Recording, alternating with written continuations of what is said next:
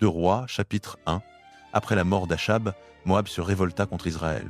Or Achazia était tombé à travers le treillis de sa chambre haute à Samarie et s'était blessé. Il envoya donc des messagers en leur disant « Allez consulter Baal-Zébub, le dieu d'Écron, pour savoir si je guérirai de cette blessure. » Mais l'ange de l'Éternel dit à Élie, le Tishbite, « Lève-toi, monte à la rencontre des messagers du roi de Samarie et dis-leur, est-ce parce qu'il n'y a pas de Dieu en Israël que vous allez consulter Baal-Zébub, le dieu d'Écron? C'est pourquoi ainsi parle l'Éternel, tu ne descendras pas du lit sur lequel tu es monté, car tu mourras certainement. » Élie partit donc. Lorsque les messagers revinrent auprès du roi, celui-ci leur demanda « Pourquoi êtes-vous revenus ?»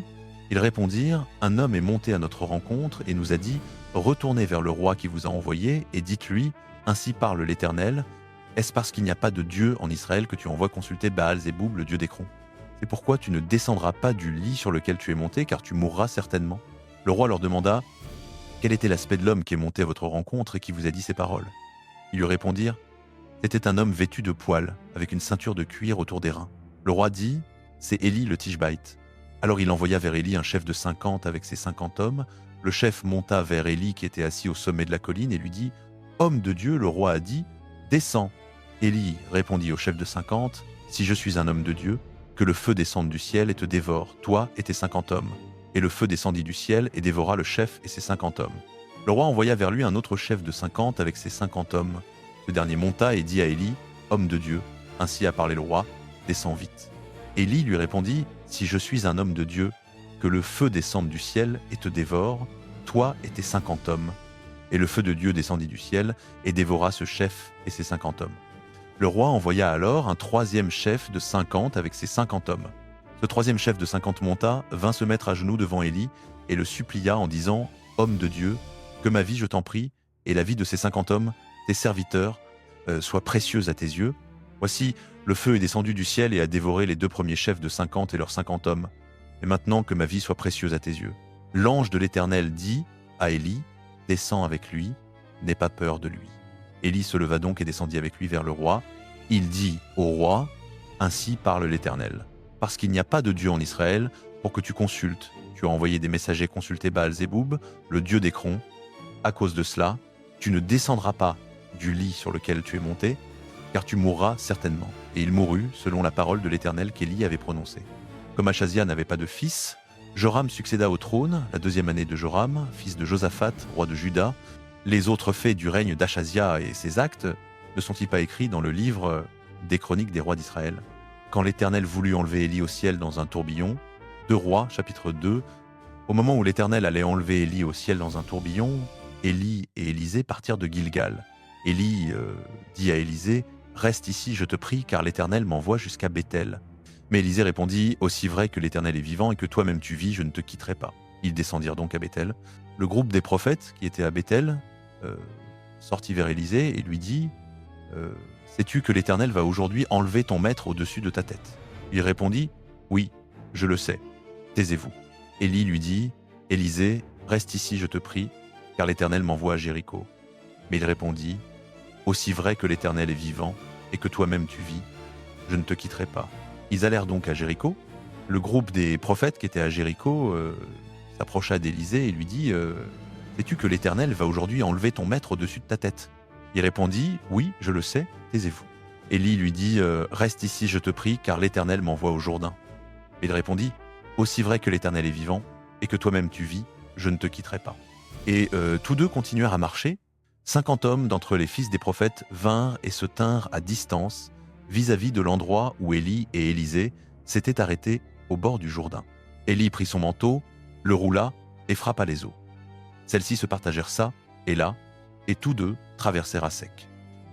Lorsqu'ils eurent passé, Élie dit à Élisée, « Demande ce que tu veux que je fasse pour toi avant que je sois enlevé d'avec toi. » Élisée répondit, « Qu'il y ait donc sur moi, je te prie, une double portion de ton esprit. » Élie dit, « Tu demandes une chose difficile, mais si tu me vois pendant que je serai enlevé d'avec toi, cela t'arrivera ainsi, sinon cela n'arrivera pas. » Comme il continuait à marcher en parlant, voici qu'un char de feu et des chevaux de feu les séparèrent l'un de l'autre, et Élie monta au ciel dans un tourbillon. Élisée le vit et s'écria, « Mon père, char d'Israël et sa cavalerie. » Et il ne le vit plus. Alors il saisit ses vêtements et les déchira en 2 morceaux. Élisée ramassa le manteau qu'Élie avait laissé tomber, revint et s'arrêta sur la rive du Jourdain.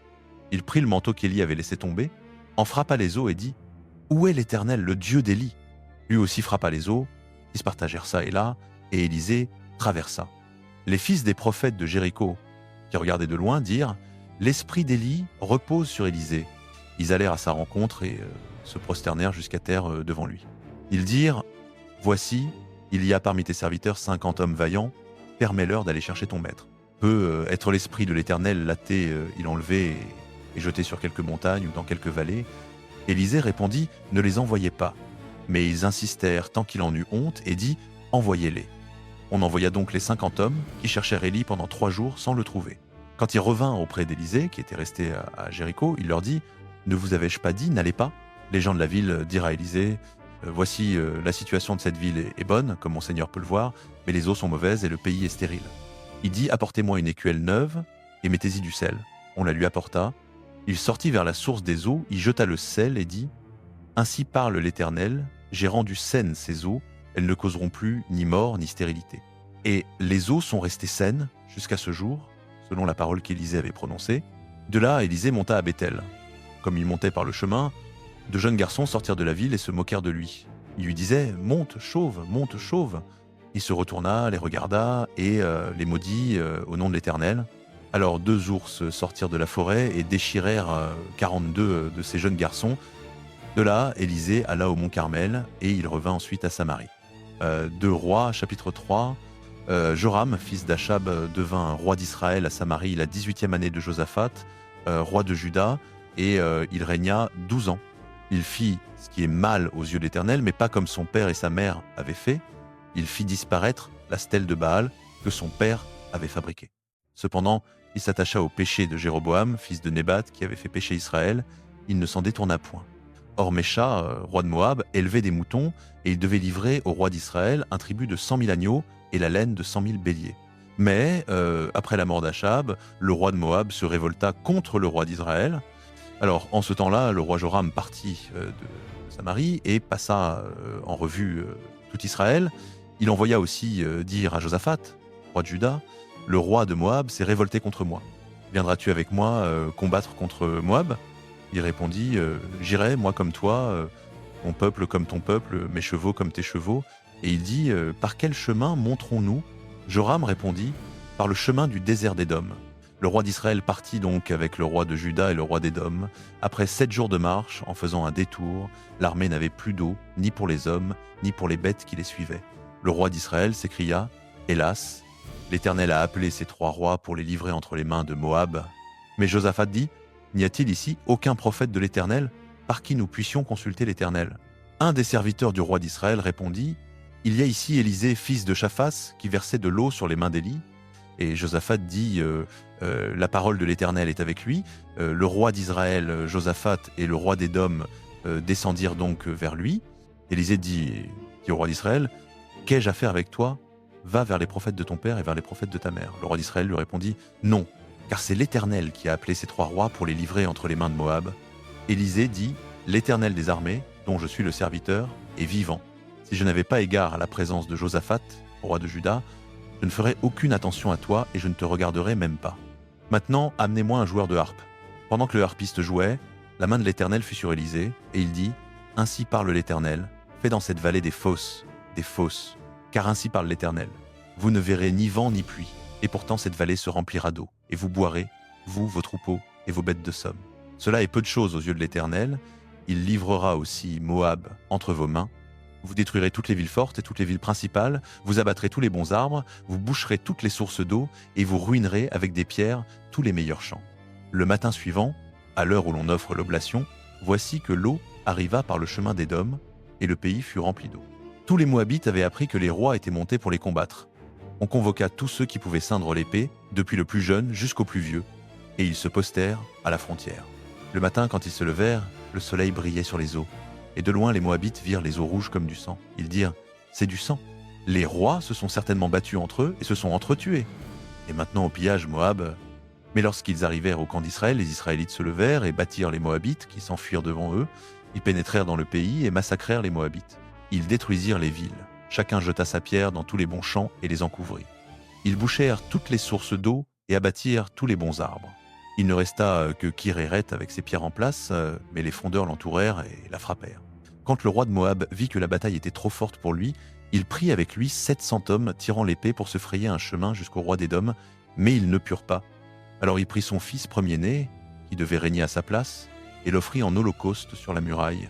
Une grande colère s'empara d'Israël, ils levèrent le camp et retournèrent dans leur pays. 2 Rois, chapitre 4. La femme d'un homme parmi les fils des prophètes cria vers Élisée « Ton serviteur, mon mari, est mort, et tu sais qu'il craignait l'Éternel. Mais voici que le créancier vient pour prendre mes 2 enfants et en faire ses esclaves. » Élisée lui dit « Que puis-je faire pour toi? Dis-moi, qu'as-tu à la maison ?» Elle répondit « Ta servante n'a rien du tout dans la maison, sinon une petite cruche d'huile. » Il dit « Va demander au dehors à toutes tes voisines des vases vides, n'en demande pas un petit nombre. Puis rentre, ferme la porte sur toi et sur tes fils, verse de l'huile dans tous ces vases et mets de côté ceux qui seront pleins. » Elle le quitta, ferma la porte sur elle et sur ses fils. Ceux-ci lui présentaient les vases et elle versait. Quand les vases furent pleins, elle dit à son fils « Présente-moi encore un vase. » Mais il lui répondit « Il n'y a plus de vase. » Et l'huile s'arrêta. Elle alla le rapporter à l'homme de Dieu et il dit « Va vendre l'huile et paie ta dette. Toi et tes fils, vous vivrez de ce qui restera. » Un jour, Élisée passa à Sunem. Il y avait là une femme riche qui le pressa de manger chez elle. Chaque fois qu'il passait, il entrait là pour manger. Elle dit à son mari « Voici, je sais que c'est un saint homme de Dieu qui passe toujours chez nous. Faisons-lui une petite chambre haute en maçonnerie, mettons-y pour lui un lit, une table, une chaise et une lampe. Quand il viendra chez nous, il s'y retirera. » Un jour qu'il vint, il se retira dans la chambre haute et y coucha. Il dit à Géasi, son serviteur, « Appelle cette Sunamite. » Il l'appela et elle se tint devant lui. Élisée dit à Géasi, « Dis-lui, voici, tu as pris pour nous tous ces soins. Que peut-on faire pour toi? Faut-il parler pour toi au roi ou au chef de l'armée ?» Elle répondit, « J'habite au milieu de mon peuple. » Élisée dit, « Que faire pour elle ?» Géasi répondit, « Eh bien, elle n'a pas de fils et son mari est vieux. » Élisée dit, « Appelle-la. » Il l'appela, elle se tint à la porte. Élisée dit, « À cette saison, l'an prochain, tu embrasseras un fils. » Elle dit, « Non, mon Seigneur, homme de Dieu, ne trompe pas ta servante. » Mais la femme devint enceinte et enfanta un fils à cette saison, l'an suivant, comme Élisée le lui avait dit. L'enfant grandit. Un jour, il sortit vers son père, auprès des moissonneurs, et dit à son père, « Ma tête, ma tête !» Le père dit à un serviteur, « Porte-le à sa mère. » Le serviteur l'emporta et l'amena à sa mère. L'enfant resta sur ses genoux jusqu'à midi, puis il mourut. Elle monta le coucher sur le lit de l'homme de Dieu, ferma la porte sur lui et sortit. Elle appela son mari et dit « Envoie-moi, je te prie, un des serviteurs et une ânesse. Je veux aller en hâte vers l'homme de Dieu et revenir. » Il dit « Pourquoi vas-tu vers lui aujourd'hui? Ce n'est ni nouvelle lune ni sabbat. » Elle répondit « Tout va bien. » Elle fit sceller l'ânesse et dit à son serviteur « Mène et pars, ne m'arrête pas en chemin sans que je te le dise. » Elle partit donc et s'en alla vers l'homme de Dieu sur le mont Carmel. Quand l'homme de Dieu la vit de loin, il dit à Géasi, son serviteur, « Voici cette Sunamite, cours à sa rencontre et dis-lui, te portes-tu bien? Ton mari se porte-t-il bien? L'enfant se porte-t-il bien? » Elle répondit, « Bien. » Quand elle fut arrivée auprès de l'homme de Dieu sur la montagne, elle embrassa ses pieds. Géasi s'approcha pour la repousser. Mais l'homme de Dieu dit, « Laisse-la, car son âme est dans l'amertume. Et l'Éternel me l'a caché, il ne me l'a pas fait connaître. » Elle dit, « Ai-je demandé un fils à mon Seigneur? Ne t'ai-je pas dit? Ne me trompe pas. » Élisée dit à Géasi, « Saint terrain, prends mon bâton dans ta main et pars. Si tu rencontres quelqu'un, ne le salue pas, et si quelqu'un te salue, ne lui réponds pas. Tu mettras mon bâton sur le visage de l'enfant. » Mais la mère de l'enfant dit, « L'Éternel est vivant et ton âme est vivante. Je ne te quitterai point. » Élisée se leva et la suivit. Géasi les avait devancés et avait mis le bâton sur le visage de l'enfant, mais il n'y eut ni voix ni signe d'attention. Il s'en retourna à la rencontre d'Élisée et lui dit, « L'enfant ne s'est pas réveillé. » Quand Élisée arriva à la maison, voici l'enfant mort, étendu sur son lit. Il entra, ferma la porte sur eux deux et pria l'Éternel. Puis il monta sur le lit, se coucha sur l'enfant, mit sa bouche sur sa bouche, ses yeux sur ses yeux, ses mains sur ses mains, et s'étendit sur lui. Le corps de l'enfant devint chaud. Élisée se retira, marcha ça, et là dans la maison, remonta et s'étendit encore sur lui. L'enfant éternua 7 fois, puis il ouvrit les yeux. Élisée appela Géasi et dit, « Appelle cette Sunamite. » Il l'appela. Quand elle fut entrée, Élisée dit, « Prends ton fils. » Elle entra, tomba à ses pieds et se prosterna contre terre. Puis elle prit son fils et sortit. Élisée revint à Gilgal. Il y avait une famine dans le pays. Comme les fils des prophètes étaient assis devant lui, il dit à son serviteur, « mets la grande marmite et fais cuire un potage pour les fils des prophètes. L'un d'eux sortit dans les champs pour cueillir des herbes. Il trouva une vigne sauvage et y cueillit plein son vêtement de coloquinte sauvage. À son retour, il les coupa dans la marmite de potage, car on ne les connaissait pas. On servit à ces hommes pour qu'ils mangent, mais dès qu'ils eurent goûté du potage, ils s'écrièrent « Homme de Dieu, la mort est dans la marmite », et ils ne purent manger. Élisée dit « Apportez de la farine », il la jeta dans la marmite et dit « Sers au peuple pour qu'il mange », et il n'y eut plus rien de mauvais dans la marmite. Un homme vint de Baal-Shalisha et apporta à l'homme de Dieu du pain des prémices, 20 pains d'orge et du grain nouveau dans son sac. Élisée dit « Donne à ces gens pour qu'ils mangent ». Son serviteur dit « Comment mettrai-je cela devant 100 hommes ?» Mais Élisée dit « Donne à ces gens pour qu'ils mangent, car ainsi parle l'Éternel, ils mangeront et il y aura du reste. » Il le mit devant eux, ils mangèrent et laissèrent du reste selon la parole de l'Éternel. Or, Naaman, chef de l'armée, 2 Rois, chapitre 5, Naaman, chef de l'armée du roi d'Aram, était un homme important aux yeux de son maître, et très estimé, car c'était par lui que l'Éternel avait donné la victoire à Aram. Cet homme était un vaillant guerrier, mais il était lépreux. Or, des bandes de pillards araméens étaient sorties et avaient emmené captive une petite fille du pays d'Israël. Elle était au service de la femme de Naaman. Elle dit à sa maîtresse « Si seulement mon maître allait voir le prophète qui est à Samarie, il le guérirait de sa lèpre. » Naaman alla rapporter à son maître ce qu'avait dit la jeune fille du pays d'Israël.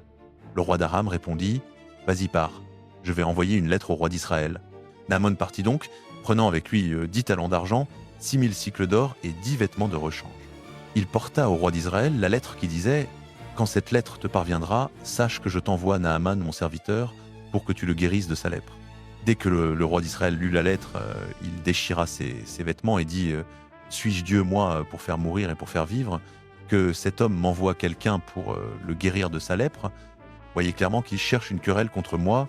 Quand Élisée, l'homme de Dieu, apprit que le roi d'Israël avait déchiré ses vêtements, il envoya dire au roi « Pourquoi as-tu déchiré tes vêtements ? Que cet homme vienne vers moi et il saura qu'il y a un prophète en Israël. » Naaman vint donc avec ses chevaux et ses chars et s'arrêta à l'entrée de la maison d'Élisée. Élisée envoya un messager lui dire « Va te laver 7 fois dans le Jourdain, ta chair redeviendra saine et tu seras pur. » Mais Naaman se mit en colère et s'en alla en disant « Je pensais qu'il sortirait en personne, qu'il se tiendrait là, qu'il invoquerait le nom d'Éternel son Dieu, qu'il agiterait la main sur l'endroit malade et qu'il guérirait la lèpre. L'Abana et le Pharpar, les fleuves de Damas, ne valent-ils pas mieux que toutes les eaux d'Israël? Ne pourrais-je pas m'y laver et devenir pur ?» Il tourna bride et partit plein de fureur. Les serviteurs de Naaman s'approchèrent et lui dirent « Mon père, si le prophète t'avait ordonné quelque chose de difficile, ne l'aurais-tu pas fait? Combien plus dois-tu faire ce qu'il t'a dit? Lave-toi et tu seras pur. » Il descendit alors et se plongea 7 fois dans le Jourdain, selon la parole de l'homme de Dieu. Sa chair redevint comme la chair d'un petit garçon, et il fut pur. Naaman retourna avec toute sa suite vers l'homme de Dieu. Il entra, se tint devant lui et dit « Voici, je sais désormais qu'il n'y a pas de Dieu sur toute la terre, sinon en Israël. Accepte donc, je t'en prie, un présent de la part de ton serviteur. » Élisée répondit « Aussi vrai que l'Éternel est vivant, lui dont je suis le serviteur, je n'accepte rien. » Naaman le pressa d'accepter, mais il refusa. Naaman dit « Puisqu'il en est ainsi, permets que l'on donne à ton serviteur de la terre pour la charge de 2 mulets. Car ton serviteur n'offrira plus ni holocauste ni sacrifice à d'autres dieux qu'à l'Éternel seul. Mais que l'Éternel pardonne ceci à ton serviteur. Quand mon maître entre dans le temple de Rimon pour s'y prosterner, qu'il s'appuie sur mon bras et que moi aussi je me prosterne dans le temple de Rimon. Que l'Éternel pardonne à ton serviteur pour cette circonstance. » Élisée lui dit « Va en paix. » Naaman s'éloigna d'un certain distance. Géasi, serviteur d'Élisée, l'homme de Dieu, se dit en lui-même « Voici mon maître a ménagé ce Naaman, cet Araméen, en n'acceptant pas de sa main ce qu'il avait apporté. Aussi vrai que l'Éternel est vivant, je vais courir après lui et j'en obtiendrai quelque chose. » Géasi courut donc derrière Naaman. Quand Naaman le vit courir vers lui, il descendit de son char à sa rencontre et dit « Tout va-t-il bien ?» Géasi répondit « Tout va bien. » Mon maître m'a envoyé dire « Voici que viennent d'arriver chez moi des montagnes d'Éphraïm, 2 jeunes gens des fils des prophètes. Donne-leur, je te prie, 1 talent d'argent et 2 vêtements de rechange. » Naaman dit « Consens à prendre 2 talents. » Il le pressa, attacha 2 talents d'argent dans 2 sacs avec 2 vêtements de rechange, les donna à 2 de ses serviteurs qui les portèrent devant Géasi. Arrivé à la colline, Géasi prit les objets des mains des serviteurs et les déposa dans la maison. Il renvoya les hommes et ils partirent. Puis il rentra et se présenta devant son maître. Élisée lui dit « D'où viens-tu, Géasi ?» Il répondit « Ton serviteur n'est allé nulle part. » Mais Élisée lui dit « Mon esprit n'était-il pas présent quand l'homme est descendu de son char à ta rencontre? Est-ce le moment de prendre de l'argent, de prendre des vêtements, des oliviers et vignes, brebis et bœufs, serviteurs et servantes? La lèpre de Naaman s'attachera à toi et à ta descendance pour toujours. » Géasi sortit de devant Élisée, lépreux, blanc comme la neige. 2 Rois, chapitre 6. Les fils des prophètes dirent à Élisée, « Vois, le lieu où nous habitons avec toi est trop étroit pour nous. Allons donc jusqu'au Jourdain, nous y prendrons chacun une poutre, et nous y ferons un endroit pour y habiter. » Il répondit, « Allez. » L'un d'eux dit, « Consens donc à venir avec tes serviteurs. » Il répondit, « J'irai. » Et il partit avec eux. Ils arrivèrent au Jourdain et se mirent à couper des arbres. Comme l'un d'eux abattait une poutre, le fer de sa hache tomba dans l'eau. Il s'écria, « Hélas, mon maître, elle était empruntée. » L'homme de Dieu dit, « Où est-elle tombée ?» Il lui montra l'endroit. Alors Élisée coupa un morceau de bois, le jeta à cet endroit et fit surnager le fer. Il dit, « Enlève-le. » L'homme avança la main et le prit. Or le roi de Syrie était en guerre avec Israël. Après avoir tenu conseil avec ses serviteurs, il dit, « Je dresserai mon camp à tel et tel endroit. » L'homme de Dieu envoya dire au roi d'Israël, « Garde-toi de passer par cet endroit car les Syriens y descendent. » Et le roi d'Israël envoya des gens à l'endroit que l'homme de Dieu lui avait indiqué. À plusieurs reprises Élisée l'avertit, et le roi s'y tint sur ses gardes. Cela irrita beaucoup le roi de Syrie. Il appela ses serviteurs et leur dit, « Ne voulez-vous pas me déclarer lequel des nôtres est pour le roi d'Israël ?» L'un de ses serviteurs répondit, « Personne, ô roi mon seigneur. » Mais Élisée le prophète qui est en Israël rapporte au roi d'Israël les paroles que tu prononces dans ta chambre à coucher. Le roi dit, « Allez voir où il est, je l'enverrai prendre. » On vint lui dire, « Voici, il est à Dothan. » Il envoya là-bas des chevaux, des chars et une forte troupe. Ils arrivèrent de nuit et encerclèrent la ville. Le serviteur de l'homme de Dieu se leva de bon matin et sortit, et voici qu'une troupe entourait la ville avec des chevaux et des chars. Le serviteur dit à Élisée, « Hélas, mon maître, que ferons-nous » Il répondit, « Ne crains point, car ceux qui sont avec nous sont plus nombreux que ceux qui sont avec eux. » Élisée pria et dit, « Éternel, ouvre ses yeux pour qu'il voie. » Et l'Éternel ouvrit les yeux du serviteur, qui vit la montagne pleine de chevaux et de chars de feu tout autour d'Élisée. Comme les Syriens descendaient vers lui, Élisée pria l'Éternel et dit, « Frappe donc cette troupe de cécité. » Et il les frappa de cécité, selon la parole d'Élisée. Élisée leur dit, « Ce n'est pas ici le chemin, et ce n'est pas ici la ville. Suivez-moi, et je vous conduirai vers l'homme que vous cherchez. » Et il les conduisit à Samarie. Lorsqu'ils furent entrés dans Samarie, Élisée dit, « Éternel, ouvre les yeux de ces gens pour qu'ils voient. » L'Éternel ouvrit leurs yeux, et ils virent qu'ils étaient au milieu de Samarie. Quand le roi d'Israël les vit, il dit à Élisée, « Frapperai-je, mon père ?» Élisée répondit, « Tu ne frapperas point. Est-ce que tu frappes ceux que tu fais prisonniers avec ton épée et avec ton arc? Mets du pain et de l'eau devant eux afin qu'ils mangent et boivent, puis qu'ils s'en aillent vers leur maître. » Le roi leur prépara un grand festin, ils mangèrent et burent, puis il les renvoya, et ils s'en allèrent vers leur maître. Et les bandes syriennes cessèrent de pénétrer sur le territoire d'Israël. Quelque temps après, Ben-Hadad, roi de Syrie, rassembla toute son armée, monta et assiégea Samarie. Il y eut une grande famine dans Samarie, et le siège dura si longtemps qu'une tête d'âne valait 80 cycles d'argent, et le quart d'un câble de fiente de pigeon 5 cycles d'argent. Comme le roi d'Israël passait sur la muraille, une femme lui cria « Au secours, ô roi mon seigneur !» Il répondit « Si l'Éternel ne te secourt pas, avec quoi te secourrai-je? Avec le produit de l'air ou du pressoir ?» Et le roi lui dit « Qu'as-tu » Elle répondit « Cette femme-là m'a dit « Donne ton fils, nous le mangerons aujourd'hui, et demain nous mangerons mon fils. Nous avons fait cuire mon fils, et nous l'avons mangé. » Le lendemain, je lui ai dit « Donne ton fils, nous le mangerons, mais elle a caché son fils. » Lorsque le roi entendit les paroles de cette femme, il déchira ses vêtements. En passant sur la muraille, le peuple vit qu'il avait dessous, sur son corps, un sac. Le roi dit « Que Dieu me punisse, et qu'il y ajoute encore, si la tête d'Élisée, fils de Shaphat, reste aujourd'hui sur ses épaules. » Or, Élisée était assis dans sa maison, et les anciens étaient assis avec lui. Le roi envoya devant lui un messager. Mais avant que le messager arrivât auprès de lui, Élisée dit aux anciens « Voyez-vous que ce fils de meurtrier envoie quelqu'un pour m'ôter la tête? Regardez, quand le messager viendra, fermez la porte et repoussez-le avec la porte. Le bruit des pas de son maître ne se fait-il pas entendre derrière lui ?» Il leur parlait encore quand le messager descendit vers lui et dit « Voici ce malheur vient de l'Éternel, pourquoi espérerais-je encore en l'Éternel » 2 Rois, chapitre 7. Élisée dit « Écoutez la parole de l'Éternel. Ainsi parle l'Éternel. Demain à cette heure, on aura une mesure de fleur de farine pour un cycle. et 2 mesures d'orge pour un cycle, à la porte de Samarie. L'officier sur le bras duquel le roi s'appuyait répondit à l'homme de Dieu, « Quand l'Éternel ferait des fenêtres au ciel, pareille chose arriverait-elle ?» Et Élisée dit, « Tu le verras de tes yeux, mais tu n'en mangeras pas. » Or, il y avait à l'entrée de la porte 4 lépreux qui se dirent l'un à l'autre, « Pourquoi resterions-nous ici jusqu'à ce que nous mourions ? Si nous disons, entrons dans la ville, la famine est dans la ville, et nous y mourrons. Si nous restons ici, nous mourrons aussi. Allons donc nous rendre au camp des Syriens. S'ils nous laissent vivre, nous vivrons. S'ils nous font mourir, nous mourrons. » Et se levèrent au crépuscule pour aller au camp des Syriens. Lorsqu'ils furent arrivés à l'extrémité du camp des Syriens, voici, il n'y avait personne, car le Seigneur avait fait entendre dans le camp des Syriens un bruit de chars, un bruit de chevaux, le bruit d'une grande armée, et ils s'étaient dit l'un à l'autre, « Voici que le roi d'Israël a pris à sa solde contre nous les rois des Hittites et les rois des Égyptiens pour venir nous attaquer. » Ils s'étaient levés et avaient fui au crépuscule, abandonnant leurs tentes, leurs chevaux, leurs ânes. Ils avaient laissé le camp tel quel et avaient fui pour sauver leur vie. Ces lépreux arrivèrent à l'extrémité du camp, entrèrent dans une tente, mangèrent et burent, emportèrent de l'argent, de l'or et des vêtements, allèrent les cacher, ils revinrent, entrèrent dans une autre tente, en emportèrent aussi des objets et allèrent les cacher, et puis ils se dirent l'un à l'autre, « Nous ne faisons pas bien. Ce jour est un jour de bonne nouvelle, et nous le gardons pour nous. Si nous attendons jusqu'à la lumière du matin, nous serons punis. Venez maintenant, allons l'annoncer au palais du roi. » Ils partirent donc, crièrent aux gardiens de la porte de la ville et leur firent ce rapport. « Nous sommes entrés dans le camp des Syriens, il n'y a personne, on n'y entend aucun bruit d'homme.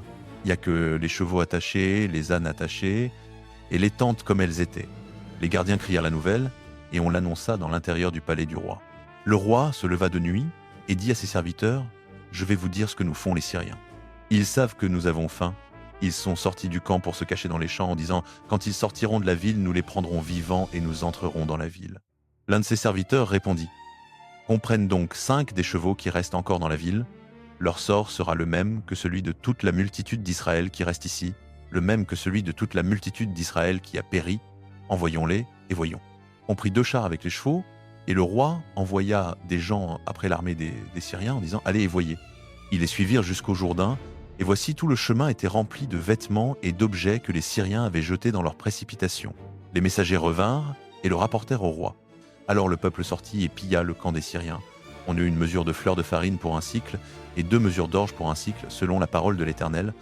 Le roi avait confié la garde de la porte à l'officier sur le bras duquel il s'appuyait. Mais le peuple le foula au pied à la porte, et il mourut. Comme l'homme de Dieu l'avait dit lorsqu'il avait parlé au roi en ces termes, « Demain à 7 heures, on aura 2 mesures d'orge pour un cycle et une mesure de fleur de farine pour un cycle, à la porte de Samarie. » Cet officier avait répondu à l'homme de Dieu, « Quand l'Éternel ferait des fenêtres au ciel, pareille chose arriverait-elle ?» Et Élisée avait dit, « Tu le verras de tes yeux, mais tu n'en mangeras pas. » C'est exactement ce qui lui arriva, le peuple le foula au pied à la porte, et il mourut. 2 Rois, chapitre 8. Élisée avait dit à la femme dont il avait restauré la vie au fils, « Pars, toi et ta maison, et séjourne où tu pourras, car l'Éternel a appelé une famine qui viendra sur le pays pendant 7 ans. » La femme avait fait selon la parole de l'homme de Dieu. Elle était partie avec sa maison et avait séjourné au pays des Philistins pendant 7 ans. Au bout de 7 ans, elle revint du pays des Philistins et s'en alla pour implorer le roi au sujet de sa maison et de ses champs. Le roi parlait justement avec Géasi, serviteur de l'homme de Dieu, et lui disait « Raconte-moi donc toutes les grandes choses qu'Élisée a faites. » Et pendant que Géasi racontait au roi comment Élisée avait rendu la vie à un mort, voici que la femme, dont le fils avait été ramené à la vie, vint implorer le roi pour sa maison et pour ses champs. Géasi dit « Mon seigneur le roi, voici la femme, et voici son fils qu'Élisée a rendu à la vie. » Le roi interrogea la femme, et elle lui raconta tout. Alors le roi lui assigna un eunuque et dit « Fais restituer tout ce qui lui appartient, avec tous les revenus des champs, depuis le jour où elle a quitté le pays jusqu'à maintenant. » Élisée alla à Damas. Ben-Hadad, roi d'Aram, était malade.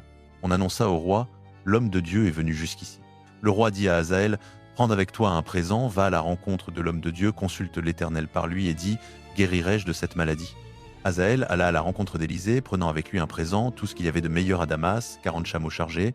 Il vint se présenter devant lui et dit « Ton fils Ben-Hadad, roi d'Aram, m'a envoyé vers toi pour dire « Guérirai-je de cette maladie ?»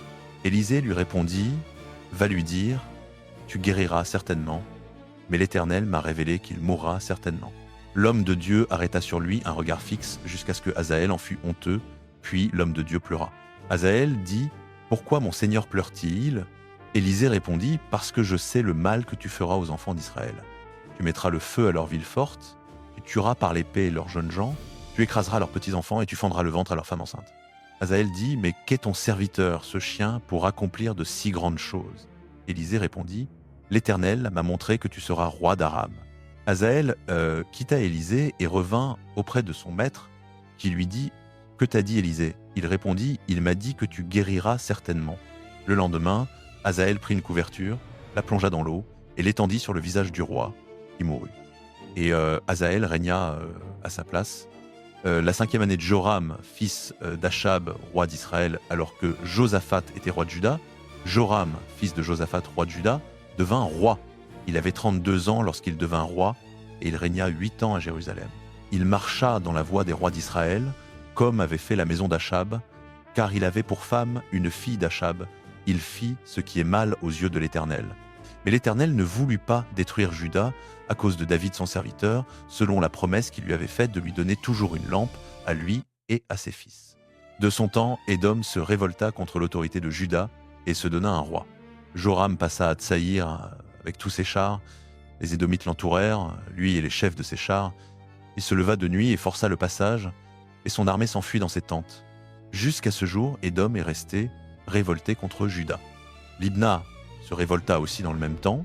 Le reste des actes de Joram et tout ce qu'il a fait, cela n'est-il pas écrit dans le livre des chroniques des rois de Juda? Joram se coucha avec ses pères et fut enterré avec eux dans la ville de David. Et Achazia, son fils, régna à sa place. La 12e année de Joram, fils d'Achab, roi d'Israël, Achazia, fils de Joram, roi de Juda, devint roi.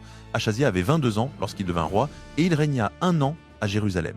Le nom de sa mère était Athalie, elle était petite-fille d'Omri, roi d'Israël. Il marcha dans la voie de la maison d'Achab et fit ce qui est mal aux yeux de l'Éternel, comme la maison d'Achab, car il était allié par mariage avec la maison d'Achab. Il alla avec Joram, fils d'Achab, à la guerre contre Hazaël, roi d'Aram, à Ramoth, en Galade. Les Araméens blessèrent Joram. Le roi Joram s'en retourna pour se faire guérir à Jizréel des blessures que les Araméens lui avaient faites à Rama lorsqu'il combattait Hazaël, roi d'Aram. Achazia, fils de Joram, roi de Juda, descendit à Jizréel pour voir Joram, fils d'Achab, parce qu'il était malade. 2 Rois, chapitre 9. Le prophète Élisée appela un des fils des prophètes et lui dit « Saint terrain, prends avec toi cette fiole d'huile et va à Ramoth de Galade. Quand tu y seras arrivé, tu chercheras Jéhu, fils de Josaphat, fils de Nimshi. Tu entreras, tu le feras lever du milieu de ses frères et tu le conduiras dans une chambre retirée. Tu prendras la fiole d'huile, tu la verseras sur sa tête et tu diras « Ainsi parle l'Éternel, je t'oins roi sur Israël. » Puis tu ouvriras la porte et tu t'enfuiras sans tarder. Le jeune prophète partit pour Ramoth de Galade. À son arrivée, voici que les chefs de l'armée étaient assis ensemble. Il dit « Chef, j'ai une parole pour toi. » Jéhu dit « Pour lequel de nous tous ?» Il répondit « Pour toi, chef. » Jéhu se leva et entra dans la maison. Le jeune prophète versa l'huile sur sa tête et lui dit « Ainsi parle l'Éternel, le Dieu d'Israël. Je t'oins roi sur le peuple de l'Éternel, sur Israël. Tu frapperas la maison d'Achab, ton maître, et je vengerai sur Jézabel le sang de mes serviteurs, les prophètes, et le sang de tous les serviteurs de l'Éternel. Toute la maison d'Achab périra. Je retrancherai à Achab jusqu'au dernier mâle en Israël, esclave ou libre. Je rendrai la maison d'Achab semblable à la maison de Jéroboam, fils de Nébat, et à la maison de Baécha, fils d'Aïja. Les chiens mangeront Jézabel dans le champ de Jizréel, et il n'y aura personne pour l'enterrer. » Puis il ouvrit la porte et s'enfuit. Jéhu sortit vers les serviteurs de son maître. L'un d'eux lui dit « Tout va-t-il bien? Pourquoi ce fou est-il venu vers toi ?» Il leur répondit « Vous connaissez l'homme et ses discours. » Ils dirent « Mensonge, raconte-nous donc. » Il dit « Il m'a parlé de cette manière et a dit « Ainsi parle l'Éternel, je t'oins roi sur Israël. » Aussitôt ils prirent chacun son manteau, les étendirent sous Jéhu sur les degrés nus, sonnèrent de la trompette et dirent « Jéhu est roi. » Ainsi Jéhu, fils de Josaphat, fils de Nimshi, conspira contre Joram. Or Joram, avec tout Israël, défendait Ramoth de Galaad contre Hazaël, roi de Syrie, mais le roi Joram était retourné à Jizréel pour se faire guérir des blessures que lui avaient faites les Syriens dans la guerre contre Hazaël, roi de Syrie. Jéhu dit « Si vous le voulez, que personne ne sorte ni ne s'échappe de la ville pour aller porter la nouvelle à Jizréel. » Puis Jéhu monta sur son char et partit pour Jizréel, car Joram y était alité, et Achazia, roi de Juda, était descendu pour le visiter. La sentinelle placée sur la tour de Jizréel vit la troupe de Jéhu qui arrivait et dit « Je vois une troupe. » Joram dit « Prends un cavalier, envoie-le au-devant d'eux et qu'ils disent « Est-ce en paix ?»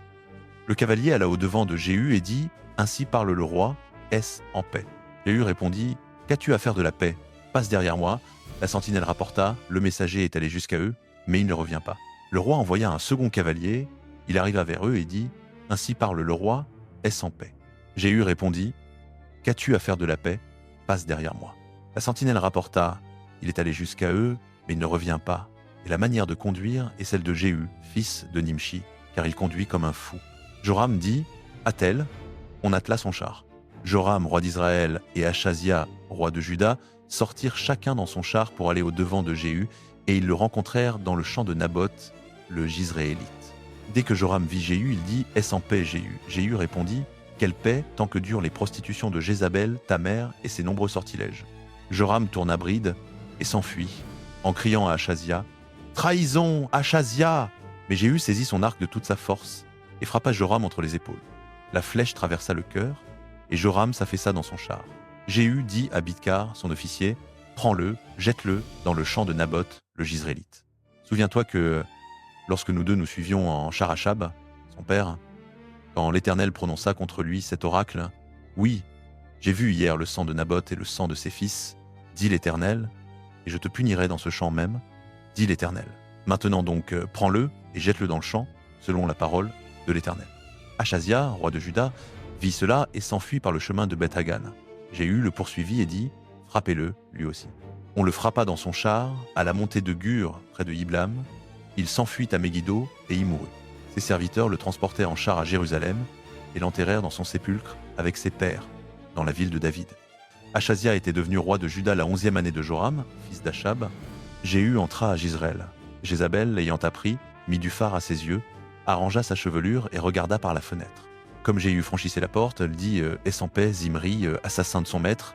Il leva le visage vers la fenêtre et dit « Qui est avec moi? Qui ?» 2 ou 3 eunuques le regardèrent d'en haut. Il dit « Jetez-la en bas. » Ils la jetèrent.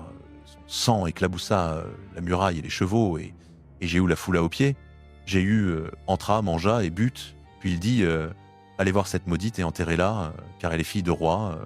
Ils allèrent pour l'enterrer, mais ils ne trouvèrent d'elle que le crâne, les pieds et les paumes des mains. Ils revinrent le rapporter à Jéhu, qui dit C'est la parole que l'Éternel a prononcée par son serviteur Élie, le Tishbite. Dans le champ de Jizreel, les chiens mangeront la chair de Jézabel, et le cadavre de Jézabel sera comme du fumier sur le champ de Jizreel, en sorte qu'on ne pourra dire C'est ici Jézabel. 2 Rois, chapitre 10. Achab avait 70 fils à Samarie. Jéhu écrivit des lettres qu'il envoya à Samarie, au chef de Jizreel, aux anciens et aux tuteurs des fils d'Achab, pour dire « Vous avez avec vous les fils de votre maître, vous avez des chars et des chevaux, une ville forte et des armes. Dès que cette lettre vous sera parvenue, voyez lequel des fils de votre maître est le meilleur et le plus droit, mettez-le sur le trône de son père et combattez pour la maison de votre maître. » Ils eurent très peur et dirent « Voici que 2 rois n'ont pu lui résister, comment résisterions-nous » L'intendant du palais, le gouverneur de la ville, les anciens et les tuteurs envoyèrent dire à Jéhu « Nous sommes tes serviteurs, nous ferons tout ce que tu ordonneras, nous ne proclamerons personne roi, fais ce qui te semblera bon. » Jéhu leur écrivit une seconde lettre contenant ces mots « Si vous êtes pour moi et si vous obéissez à ma voix, prenez les têtes des hommes, fils de votre maître, et venez me trouver demain à cette heure à Jizreel. » Or, les fils du roi, au nombre de 70, étaient chez les grands de la ville qui les élevaient. Quand la lettre fut arrivée, ils prirent les fils du roi et égorgèrent les 70 hommes, mirent leurs têtes dans des paniers et les envoyèrent à Jéhu, à Jizreel. Le messager vint lui annoncer « Ils ont apporté les têtes des fils du roi. » Jéhu dit « Mettez-les en 2 tas à l'entrée de la porte jusqu'au matin. » Le matin, Jéhu sortit, se tint devant tout le peuple et dit « Vous êtes juste. C'est moi qui ai conspiré contre mon maître et qui l'ai tué, mais qui a frappé tout ceci. Sachez donc que rien ne tombera à terre de la parole que l'Éternel a prononcée contre la maison d'Achab. L'Éternel a accompli ce qu'il avait déclaré par son serviteur Élie. Jéhu fit mourir tous ceux qui restaient de la maison d'Achab à Jizreel, tous ses grands, ses familiers et ses prêtres, jusqu'à ne pas lui laisser un seul survivant. Jéhu partit et s'en alla à Samarie. Comme il était en route à Beth-Eked des bergers, il rencontra les frères d'Achazia, roi de Juda, et dit « Qui êtes-vous » Ils répondirent « Nous sommes les frères d'Achazia, nous descendons pour saluer les fils du roi et les fils de la reine-mère. » Il dit « Saisissez-les vivants. » On les saisit vivants et on les égorgea au puits de Beth. Eked, 42 hommes, il n'en laissa pas un survivant. Étant reparti de là, il rencontra Jonadab, fils de Récab, qui venait à sa rencontre. Il le salua et lui dit Ton cœur est-il droit comme mon cœur l'est envers le tien ?» Jonadab répondit, « Il l'est. » « Si cela est, dit Jéhu, donne-moi la main. » Il lui donna la main, et Jéhu le fit monter près de lui dans le char. Il dit, « Viens avec moi, et tu verras mon zèle pour l'Éternel. » Et il le fit monter dans son char. Quand Jéhu entra à Samarie, il frappa tous ceux qui restaient d'Achab à Samarie jusqu'à les exterminer, selon la parole que l'Éternel avait dite à Élie. Jéhu rassembla tout le peuple et leur dit, « Achab a servi Baal avec peu de zèle, Jéhu le servira avec beaucoup de zèle. Maintenant, appelez-moi tous les prophètes de Baal, tous ses serviteurs et tous ses prêtres, que personne ne manque, car j'ai un grand sacrifice à offrir à Baal. Quiconque manquera ne vivra pas. » Jéhu agissait avec ruse afin de faire périr les serviteurs de Baal. Jéhu dit sanctifier une assemblée solennelle pour Baal, on la proclama. Jéhu envoya des messagers par tout Israël. Tous les serviteurs de Baal vinrent, il n'en resta pas un qui ne vit. Ils entrèrent dans la maison de Baal, et la maison de Baal fut remplie d'un bout à l'autre. Jéhu dit à celui qui avait la garde du vestiaire, sors des vêtements pour tous les serviteurs de Baal. Il sortit des vêtements pour eux. Jéhu entra avec Jonadab, fils de Récab, dans la maison de Baal, et il dit aux serviteurs de Baal, cherchez et regardez bien que personne des serviteurs de l'Éternel ne soit ici avec vous, mais seulement les serviteurs de Baal. Ils entrèrent pour offrir des sacrifices et des holocaustes. Jéhu avait posté dehors 80 hommes en leur disant, si l'un des hommes que je remets entre vos mains s'échappe, la vie de celui qui le laissera échapper répondra pour la sienne. Dès qu'il eut achevé d'offrir l'holocauste, Jéhu dit aux coureurs et aux capitaines, « Entrez, frappez-les, que personne ne sorte. » Ils les frappèrent du tranchant de l'épée, les coureurs et les capitaines jetèrent les corps dehors, puis ils allèrent jusqu'à la ville de la maison de Baal, en sortirent les stèles, les brûlèrent, brisèrent la stèle de Baal, démolirent la maison de Baal et en firent des latrines jusqu'à ce jour. Jéhu extermina Baal du milieu d'Israël. Toutefois, Jéhu ne se détourna pas des péchés de Jéroboam, fils de Nébat, qui avait fait pécher Israël, les veaux d'or qui étaient à Béthel et à Dan. L'Éternel dit à Jéhu, « Puisque tu as bien exécuté ce qui est droit à mes yeux, et que tu as fait à la maison d'Achab tout ce que j'avais dans le cœur, tes fils, jusqu'à la 4e génération, seront assis sur le trône d'Israël. » Mais Jéhu ne prit pas garde à marcher de tout son cœur dans la loi de l'Éternel, le Dieu d'Israël. Il ne se détourna pas des péchés de Jéroboam, qui avait fait pécher Israël. En ces jours-là, l'Éternel commença à tailler sur Israël. Hazaël les bâtit dans toutes les frontières d'Israël. À l'orient du Jourdain, tout le pays de Galaad, les Gadites, les Rubénites et les Manassites, depuis Aroër sur le torrent de l'Arnon, Galaad et Basan, le reste des actes de Jéhu, tout ce qu'il a fait et tous ses exploits, cela n'est-il pas écrit dans le livre des chroniques des rois d'Israël? Jéhu se coucha avec ses pères et on l'enterra à Samarie. Joachaz, son fils, régna à sa place. Le temps que Jéhu régna sur Israël à Samarie fut de 28 ans, quand Athalie, mère d'Achazia, vit 2 Rois, chapitre 11. Quand Athalie, mère d'Achazia, vit que son fils était mort, elle se leva et fit disparaître toute la descendance royale. Mais Josabeth, fille du roi Joram et sœur d'Achazia, prit Joas, fils d'Achazia, le déroba du milieu des fils du roi qu'on allait mettre à mort, et le mit, lui et sa nourrice, dans la chambre d'Élie. Elle le cacha ainsi aux yeux d'Athalie, et il ne fut pas mis à mort. Il resta 6 ans caché avec elle dans la maison de l'Éternel, pendant qu'Athalie régnait sur le pays. La 7e année, Joad envoya chercher les chefs de centaines des carisses et des coureurs, les fit venir auprès de lui dans la maison de l'Éternel, conclut une alliance avec eux, les fit jurer dans la maison de l'Éternel et leur montra le fils du roi. Il leur donna cet ordre, « Voici ce que vous ferez. Parmi vous, ceux qui entrent en service le jour du sabbat, 1/3 sera de garde au palais du roi, 1/3 à la porte de Yésod et 1/3 à la porte derrière les coureurs. Vous monterez la garde à la maison, en relais. Les 2 corps de vous tous qui sortent de service le sabbat garderont la maison de l'Éternel auprès du roi. Vous entourez le roi de tous côtés, chacun les armes à la main. Quiconque s'approchera des rangs sera mis à mort. Vous serez près du roi, partout où il ira. » Les chefs de centaines firent exactement tout ce qu'avait ordonné le sacrificateur Joad. Chacun prit ses hommes, ceux qui entraient en service le jour du sabbat et ceux qui sortaient de service le sabbat, et ils vinrent auprès du sacrificateur Joad.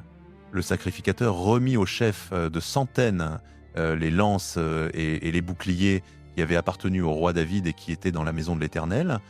Les coureurs, chacun les armes à la main, se placèrent depuis le côté droit de la maison jusqu'au côté gauche, vers l'autel et vers la maison, autour du roi.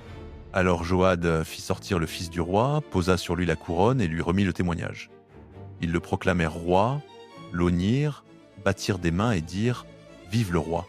Athalie entendit le bruit des coureurs et du peuple. Elle vint vers le peuple à la maison de l'Éternel. Elle regarda, et voici que le roi se tenait près de la colonne, selon l'usage. Les chefs et les trompettes étaient près du roi. Tout le peuple du pays était dans la joie et sonnait des trompettes. Athalie déchira ses vêtements et s'écria « Conspiration, conspiration ».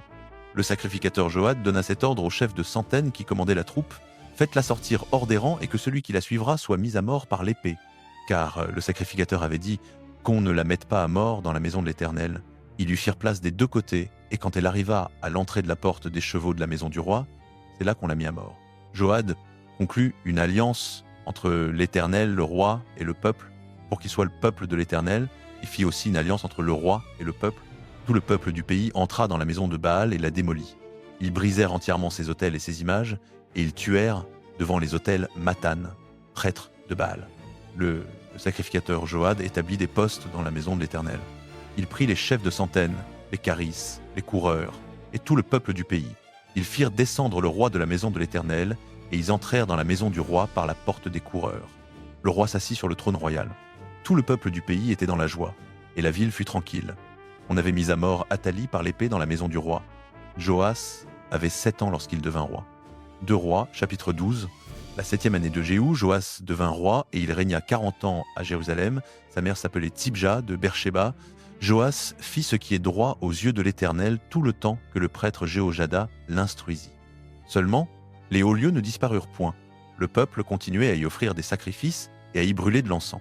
Joas dit aux prêtres « Tout l'argent des choses saintes qu'on apporte dans la maison de l'Éternel, l'argent de ceux qui passent au dénombrement, l'argent pour le rachat des personnes selon l'estimation, et tout l'argent que chacun a à cœur d'apporter à la maison de l'Éternel, que les prêtres le prennent chacun de la part de ses connaissances, et qu'ils réparent les brèches de la maison partout où l'on en trouvera. » Mais la 23e année du roi Joas, les prêtres n'avaient point réparé les brèches de la maison. Alors le roi Joas appela le prêtre Jéhojada et les autres prêtres et leur dit « Pourquoi ne réparez-vous pas les brèches de la maison ? Maintenant, vous ne prendrez plus l'argent de vos connaissances, mais vous le livrerez pour les brèches de la maison. » Les prêtres consentirent à ne plus prendre l'argent du peuple et à ne pas réparer eux-mêmes les brèches de la maison. Le prêtre Jéhojada prit un coffre, perça un trou à son couvercle et le plaça à côté de l'autel, à droite, quand on entre dans la maison de l'Éternel. Les prêtres qui gardaient le seuil y mettaient tout l'argent apporté à la maison de l'Éternel. Quand on voyait qu'il y avait beaucoup d'argent dans le coffre, le secrétaire du roi montait avec le grand prêtre, y serrait et comptait l'argent qui se trouvait dans la maison de l'Éternel. Puis il remettait l'argent pesé entre les mains de ceux qui étaient chargés de diriger les travaux de la maison de l'Éternel. Ceux-ci le donnaient à ceux qui faisaient l'ouvrage, à ceux qui travaillaient à la maison de l'Éternel, aux charpentiers et aux maçons, aux tailleurs de pierre et pour acheter le bois et les pierres de taille nécessaires à la réparation des brèches de la maison de l'Éternel et pour tout ce qui était dépensé pour les réparations de la maison. Mais on ne faisait pas pour la maison de l'Éternel ni bassin d'argent, ni couteau, ni coupe, ni trompette, ni aucun ustensile d'or ou d'argent avec l'argent qu'on y apportait. On le donnait à ceux qui faisaient l'ouvrage et ils l'employaient à réparer la maison de l'Éternel. On ne demandait pas de compte à ceux entre les mains de qui on remettait l'argent pour le donner à ceux qui faisaient l'ouvrage, car ils agissaient avec probité. L'argent des sacrifices de culpabilité et l'argent des sacrifices d'expiation n'étaient pas apportés dans la maison de l'Éternel, il était aux prêtres.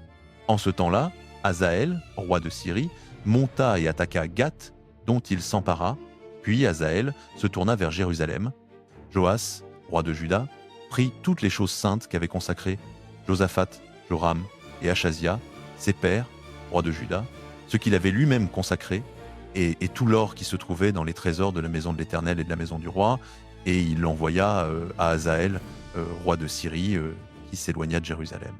Le reste des actes de Joas, tout ce qu'il a fait, cela n'est-il pas écrit dans le livre des chroniques des rois de Juda ?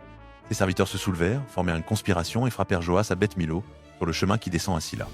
Ce furent Josachar, fils de Chiméaph, et Josabad, fils de Shomer, ses serviteurs, qui le frappèrent, et il mourut. On l'enterra avec ses pères dans la ville de David, et Amatsia, son fils, régna à sa place. 2 Rois, chapitre 13. La 23e année de Joas, fils d'Achazia, roi de Juda, Joachaz, fils de Jéhu, devint roi sur Israël à Samarie. Il régna 10 à 7 ans. Il fit ce qui est mal aux yeux de l'Éternel, il suivit les péchés de Jéroboam, fils de Nébat, qui avait fait pécher Israël, et il ne s'en détourna point. La colère de l'Éternel s'enflamma contre Israël, et pendant longtemps il les livra entre les mains de Hazaël, roi de Syrie, et entre les mains de Ben-Hadad, fils de Hazaël. Joachaz implora l'Éternel, et l'Éternel l'exauça, car il vit l'oppression sous laquelle le roi de Syrie tenait Israël. L'Éternel accorda un libérateur à Israël, et les enfants d'Israël échappèrent à la puissance des Syriens. Ils habitèrent dans leurs tentes comme auparavant.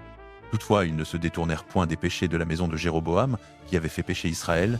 Ils y marchèrent, et même l'Achéra resta debout à Samarie. Il ne resta à Joachaz d'autre armée que 50 cavaliers, 10 chars et 10 000 hommes de pied, car le roi de Syrie les avait détruits et les avait rendus semblables à la poussière qu'on foule aux pieds. Le reste des actes de Joachaz, tout ce qu'il a fait et ses exploits, cela n'est-il pas écrit dans le livre des chroniques des rois d'Israël? Joachaz se coucha avec ses pères et on l'enterra à Samarie. Joas, son fils, régna à sa place. La 37e année de Joas, roi de Juda, Joas, fils de Joachaz, devint roi sur Israël à Samarie. Il régna 16 ans. Il fit ce qui est mal aux yeux de l'Éternel. Il ne se détourna d'aucun des péchés de Jéroboam, fils de Nébat, qui avait fait pécher Israël, et il y marcha.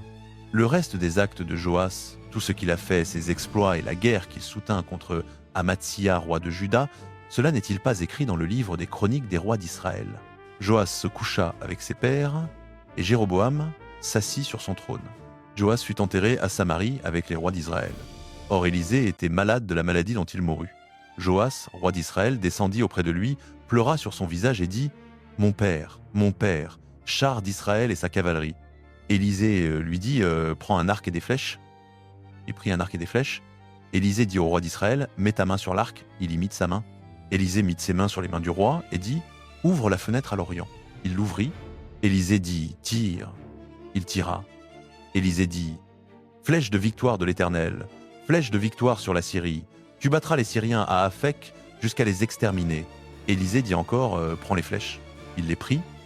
Élisée dit au roi d'Israël « Frappe contre terre. » Il frappa 3 fois et s'arrêta.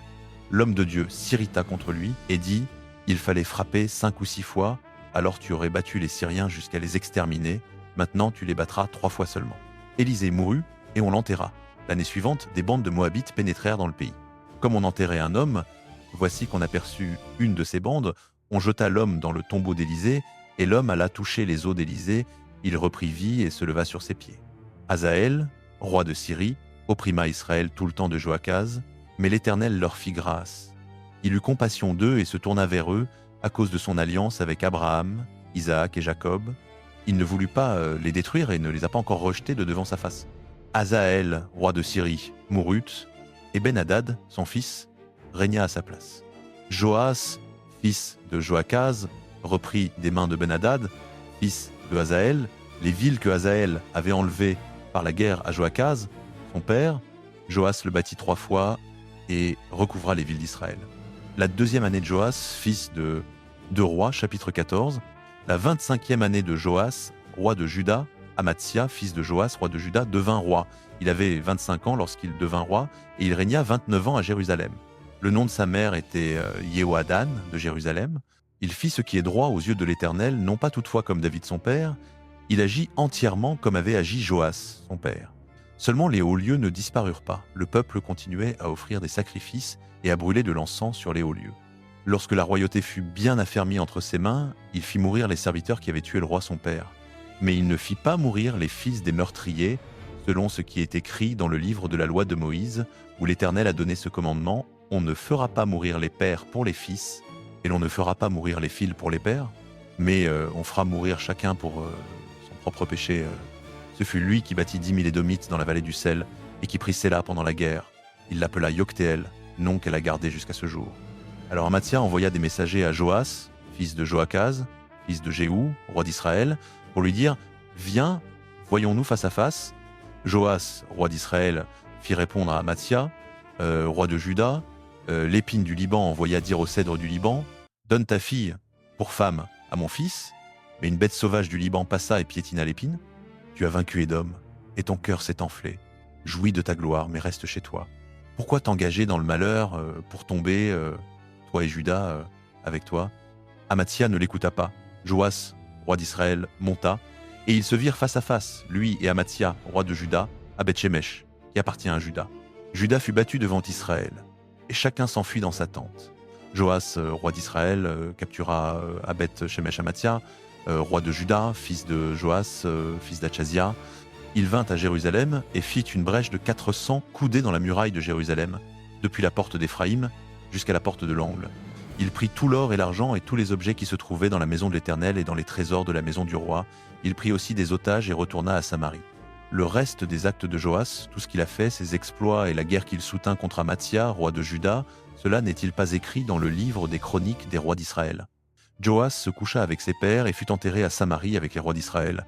Jéroboam, son fils, régna à sa place. Amathia, fils de Joas, roi de Juda, vécut 15 ans après la mort de Joas, fils de Joachaz, roi d'Israël.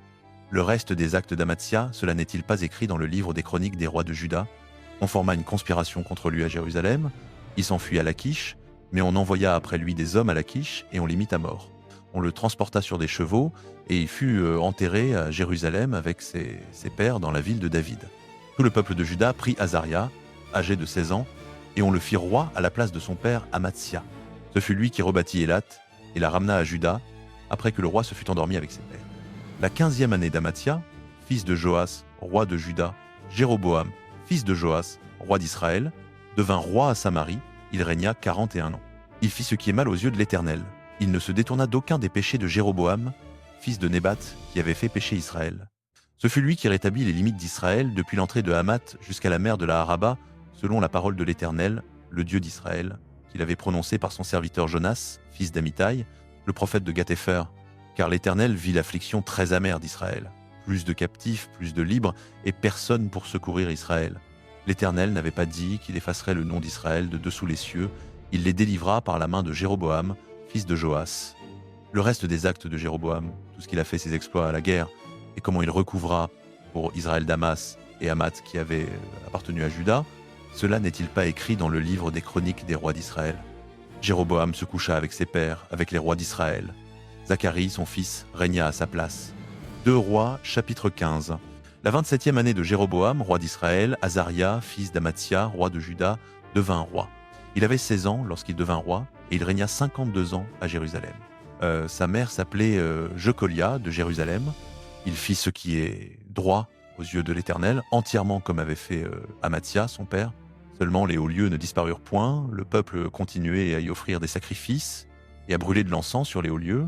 L'Éternel frappa le roi de lèpre, et il fut lépreux jusqu'au jour de sa mort. Il habitait dans une maison isolée. Jotham, fils du roi, était à la tête de la maison du roi et jugeait le peuple du pays. Le reste des actes d'Azaria et tout ce qu'il a fait, cela n'est-il pas écrit dans le livre des chroniques des rois de Juda? Azaria se coucha avec ses pères, et on l'enterra avec ses pères dans la ville de David. Jotham, son fils, régna à sa place. La 38e année d'Azaria, roi de Juda, Zacharie, fils de Jéroboam, régna sur Israël à Samarie 6 mois. Il fit ce qui est mal aux yeux de l'Éternel, comme avaient fait ses pères. Il ne se détourna point des péchés de Jéroboam, fils de Nébat, qui avait fait pécher Israël. Shaloum, fils de Jabesh, conspira contre lui. Il le frappa devant le peuple, le tua et régna à sa place. Le reste des actes de Zacharie est écrit dans le livre des chroniques des rois d'Israël. Ainsi s'accomplit la parole que l'Éternel avait dite à Jéhu. Tes fils, jusqu'à la 4e génération, seront assis sur le trône d'Israël. La 39e année d'Ozias, roi de Juda, Shaloum, fils de Jabesh, devint roi. Il régna 1 mois à Samarie.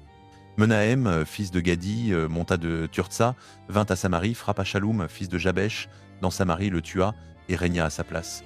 Le reste des actes de Shaloum et la conspiration qu'il forma, cela est écrit dans le livre des chroniques des rois d'Israël. Alors Menahem, partant de Tirtsa, frappa Tipsa et tous ceux qui y étaient, ainsi que son territoire, parce qu'on ne lui avait pas ouvert la porte. Il la frappa et fendit le ventre à toutes les femmes enceintes. La 39e année d'Azaria, roi de Juda, Menahem, fils de Gadi, devint roi d'Israël. Il régna 10 ans à Samarie. Il fit ce qui est mal aux yeux de l'Éternel. Pendant toute sa vie, il ne se détourna point des péchés de Jéroboam, fils de Nébat, qui avait fait pécher Israël. Pul, roi d'Assyrie, vint dans le pays. Menahem donna à Pul 1000 talents d'argent, afin qu'il l'aidât à affermir la royauté entre ses mains.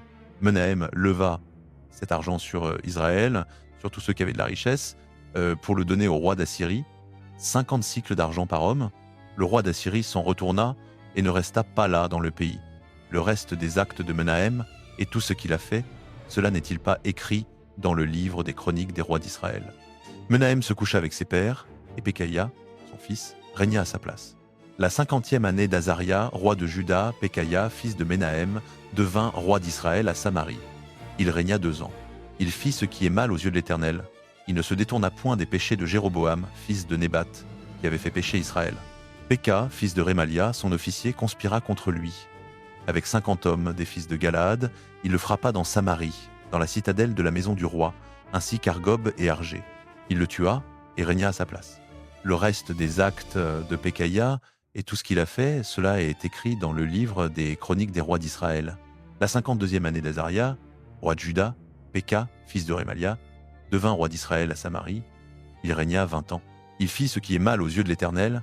Il ne se détourna point des péchés de Jéroboam, fils de Nébat, qui avait fait pécher Israël.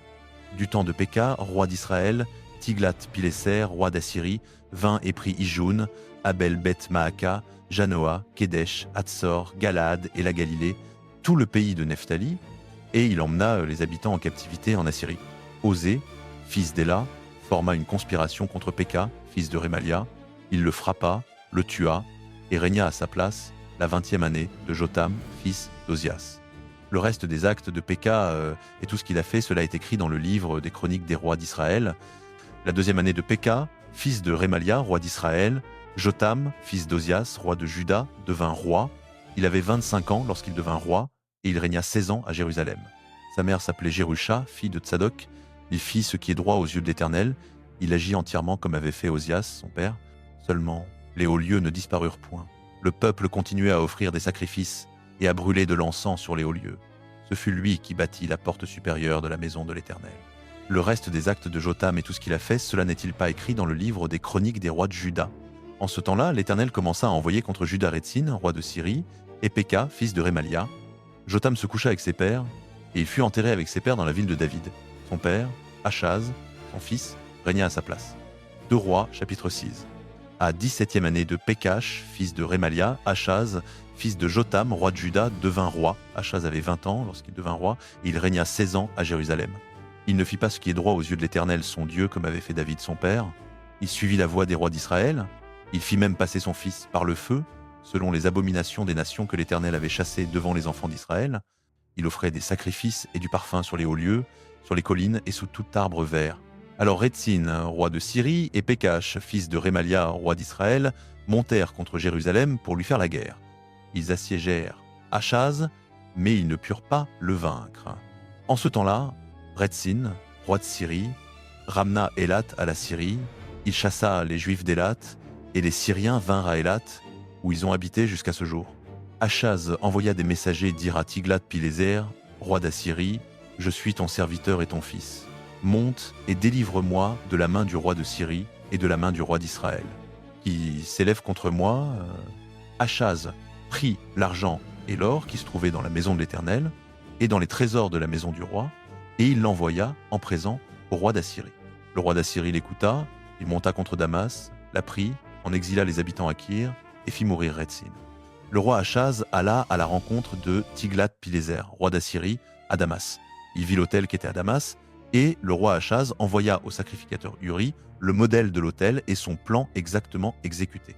Le sacrificateur Uri construisit l'autel entièrement d'après le plan que le roi Achaz avait envoyé de Damas. Il l'acheva avant que le roi Achaz revît de Damas.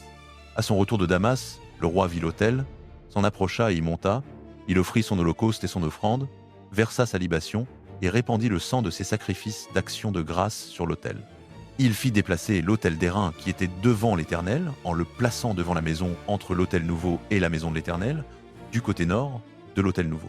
Le roi Achaz donna cet ordre au sacrificateur Uri, sur le grand autel nouveau fait brûler l'holocauste du matin et l'offrande du soir, l'holocauste du roi et son offrande, l'holocauste de tout le peuple du pays et leur offrande, verse-y leur libation et répands-y tout le sang des holocaustes et tout le sang des sacrifices.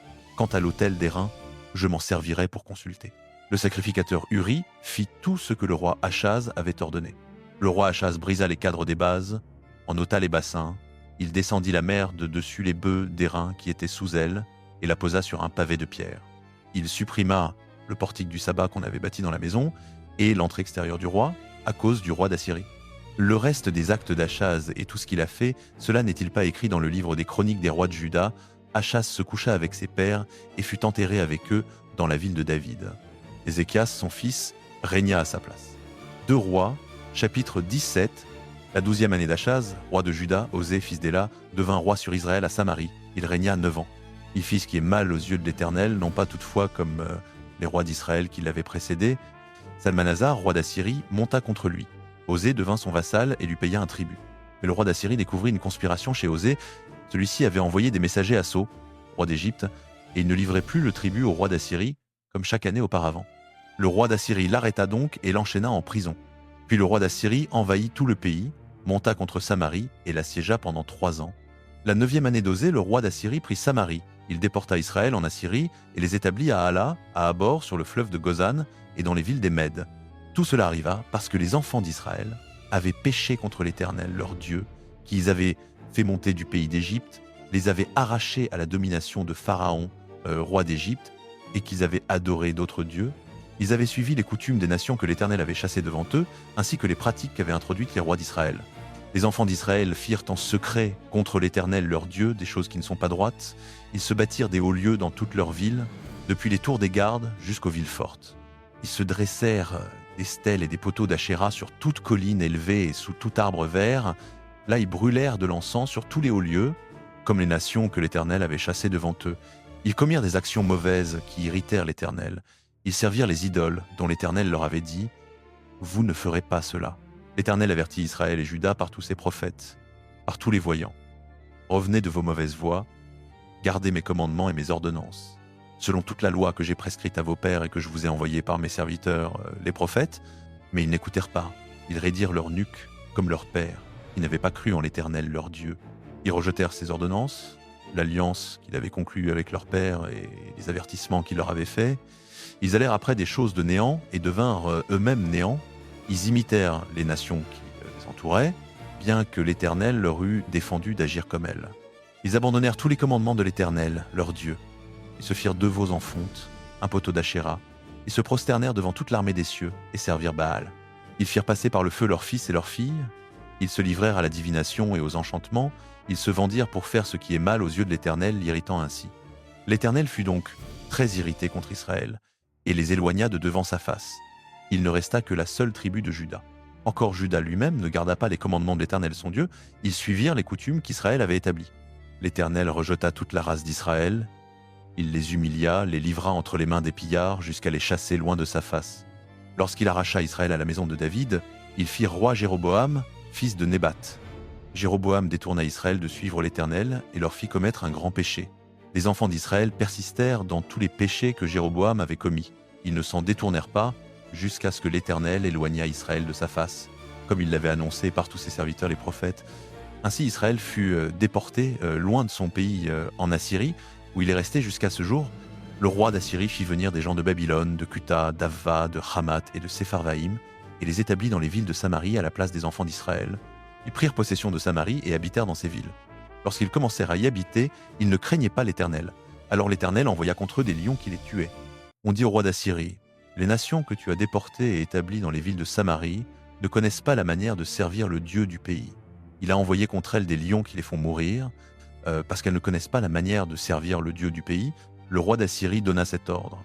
« Faites-y remonter l'un des prêtres que vous avez déportés de là, qu'il aille y habiter et qu'il leur enseigne la manière de servir le Dieu du pays. » Un des prêtres qu'on avait exilés de Samarie vint donc habiter à Béthel et leur apprit comment ils devaient craindre l'Éternel. Cependant, chaque nation se fit ses propres dieux dans les villes où elle habitait et les plaça dans les maisons des hauts lieux qu'avaient faites les Samaritains. Les gens de Babylone firent Sukkot-Bénoth, ceux de Cuth firent Nergal, ceux de Hamath firent Ashima, les Avites firent Nibaz et Tartak, et les Sépharvites brûlaient leurs enfants par le feu en l'honneur d'Adramélec et d'Anamélec, dieux de Sépharvaïm. Ils craignaient l'Éternel, et ils se créèrent, parmi leurs gens du commun, des prêtres des hauts lieux qui officiaient pour eux dans les maisons des hauts lieux. Ils craignaient l'Éternel et servaient en même temps leur propre Dieu, selon la coutume des nations d'où on les avait déportés. Jusqu'à ce jour, ils suivent leurs anciennes coutumes. Ils ne craignent pas l'Éternel et n'agissent ni selon ses ordonnances et ses règles, ni selon la loi et le commandement que l'Éternel a prescrit aux fils de Jacob, qu'il a nommé Israël.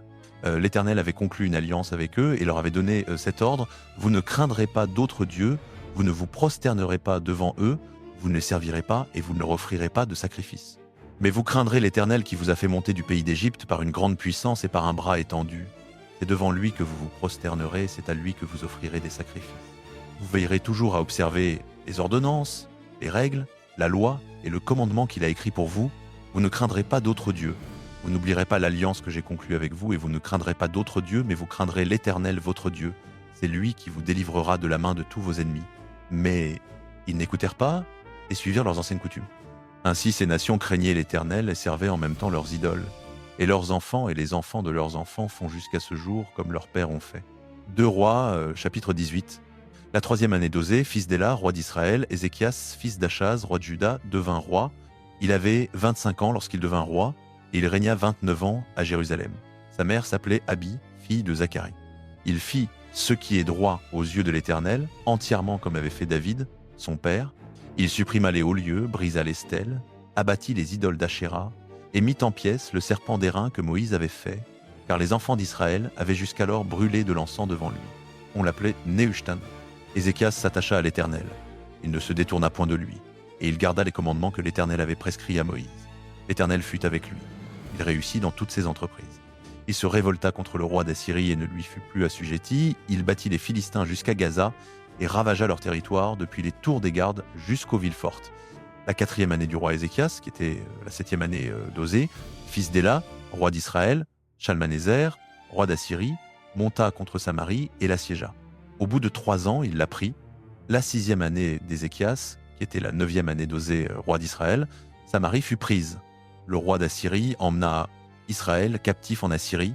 Il les établit à Hala, à Habor, près du fleuve de Gozan, et dans les villes des Mèdes, parce qu'ils n'avaient pas écouté la voix de l'Éternel, leur Dieu, et qu'ils avaient transgressé son alliance, parce qu'ils n'avaient ni écouté, ni mis en pratique tout ce qu'avait ordonné Moïse, serviteur de l'Éternel.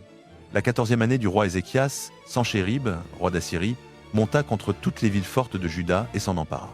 Ézéchias, roi de Juda, envoya dire au roi d'Assyrie, à Lachish, « J'ai commis une faute, éloigne-toi de moi, ce que tu m'imposeras, je le supporterai. » Le roi d'Assyrie imposa à Ézéchias, roi de Juda, 300 talents d'argent et 30 talents d'or. Ézéchias donna tout l'argent qui se trouvait dans la maison de l'Éternel et dans les trésors de la maison du roi. Ce fut alors qu'Ézéchias, roi de Juda, arracha l'or dont il avait couvert les portes et les linteaux du temple de l'Éternel et le donna au roi d'Assyrie. Le roi d'Assyrie envoya de Lachish à Jérusalem vers le roi Ézéchias, le grand échanson, le grand chef et le grand commandant, avec une puissante armée. Ils montèrent et arrivèrent à Jérusalem. Ils s'arrêtèrent à l'aqueduc de l'étang supérieur, sur la route du champ du Foulon. Ils appelèrent le roi. Eliakim, fils de Hilkidja, chef de la maison du roi, Shebna le secrétaire, et Joa, fils d'Asaph, l'archiviste, sortirent vers eux. Le grand commandant leur dit « Dites à Ézéchias, ainsi par le grand roi, le roi d'Assyrie, quelle est cette confiance que tu as ? Tu dis qu'il y a pour la guerre conseil et force, ce ne sont que des paroles en l'air. En qui donc mets-tu ta confiance pour t'être révolté contre moi ? Voici, tu l'as mise en Égypte, en ce roseau cassé, qui perce et traverse la main de quiconque s'appuie dessus, tel est Pharaon, roi d'Égypte, pour tous ceux qui se confient en lui. Peut être, me direz-vous, c'est en l'Éternel notre Dieu que nous nous confions. Mais n'est-ce pas lui dont Ézéchias a supprimé les hauts lieux et les autels, en disant à Juda et à Jérusalem, vous vous prosternerez devant cet autel à Jérusalem ? Maintenant donc, fais un accord avec mon maître, le roi d'Assyrie, je te donnerai 2000 chevaux, si tu peux fournir des cavaliers pour les monter. Comment repousserais-tu un seul chef d'entre les moindres serviteurs de mon maître quand tu mets ta confiance en l'Égypte pour les chars et pour les cavaliers ? D'ailleurs, est-ce sans l'Éternel que je suis monté contre ce lieu pour le détruire ? L'Éternel m'a dit, montez contre ce pays et détruis-le. Eliakim, fils de Hilkija, Shebna et Joa, dirent au grand commandant, parle à tes serviteurs en araméen, car nous le comprenons. Ne nous parle pas en hébreu aux oreilles du peuple qui est sur la muraille. Le grand commandant répondit, est-ce seulement à ton maître et à toi que mon maître m'a envoyé dire ces paroles ? N'est-ce pas à ces gens assis sur la muraille qui mangeront leurs excréments et boiront leur urine avec vous ? Alors le grand commandant se tint debout et cria à haute voix en hébreu, écoutez la parole du grand roi, du roi d'Assyrie. Ainsi parle le roi, qu'Ézéchias ne vous abuse point, car il ne pourra vous délivrer de ma main. Que Ézéchias ne vous fasse pas vous confier en l'Éternel, en disant l'Éternel nous délivrera certainement, et cette ville ne sera pas livrée entre les mains du roi d'Assyrie.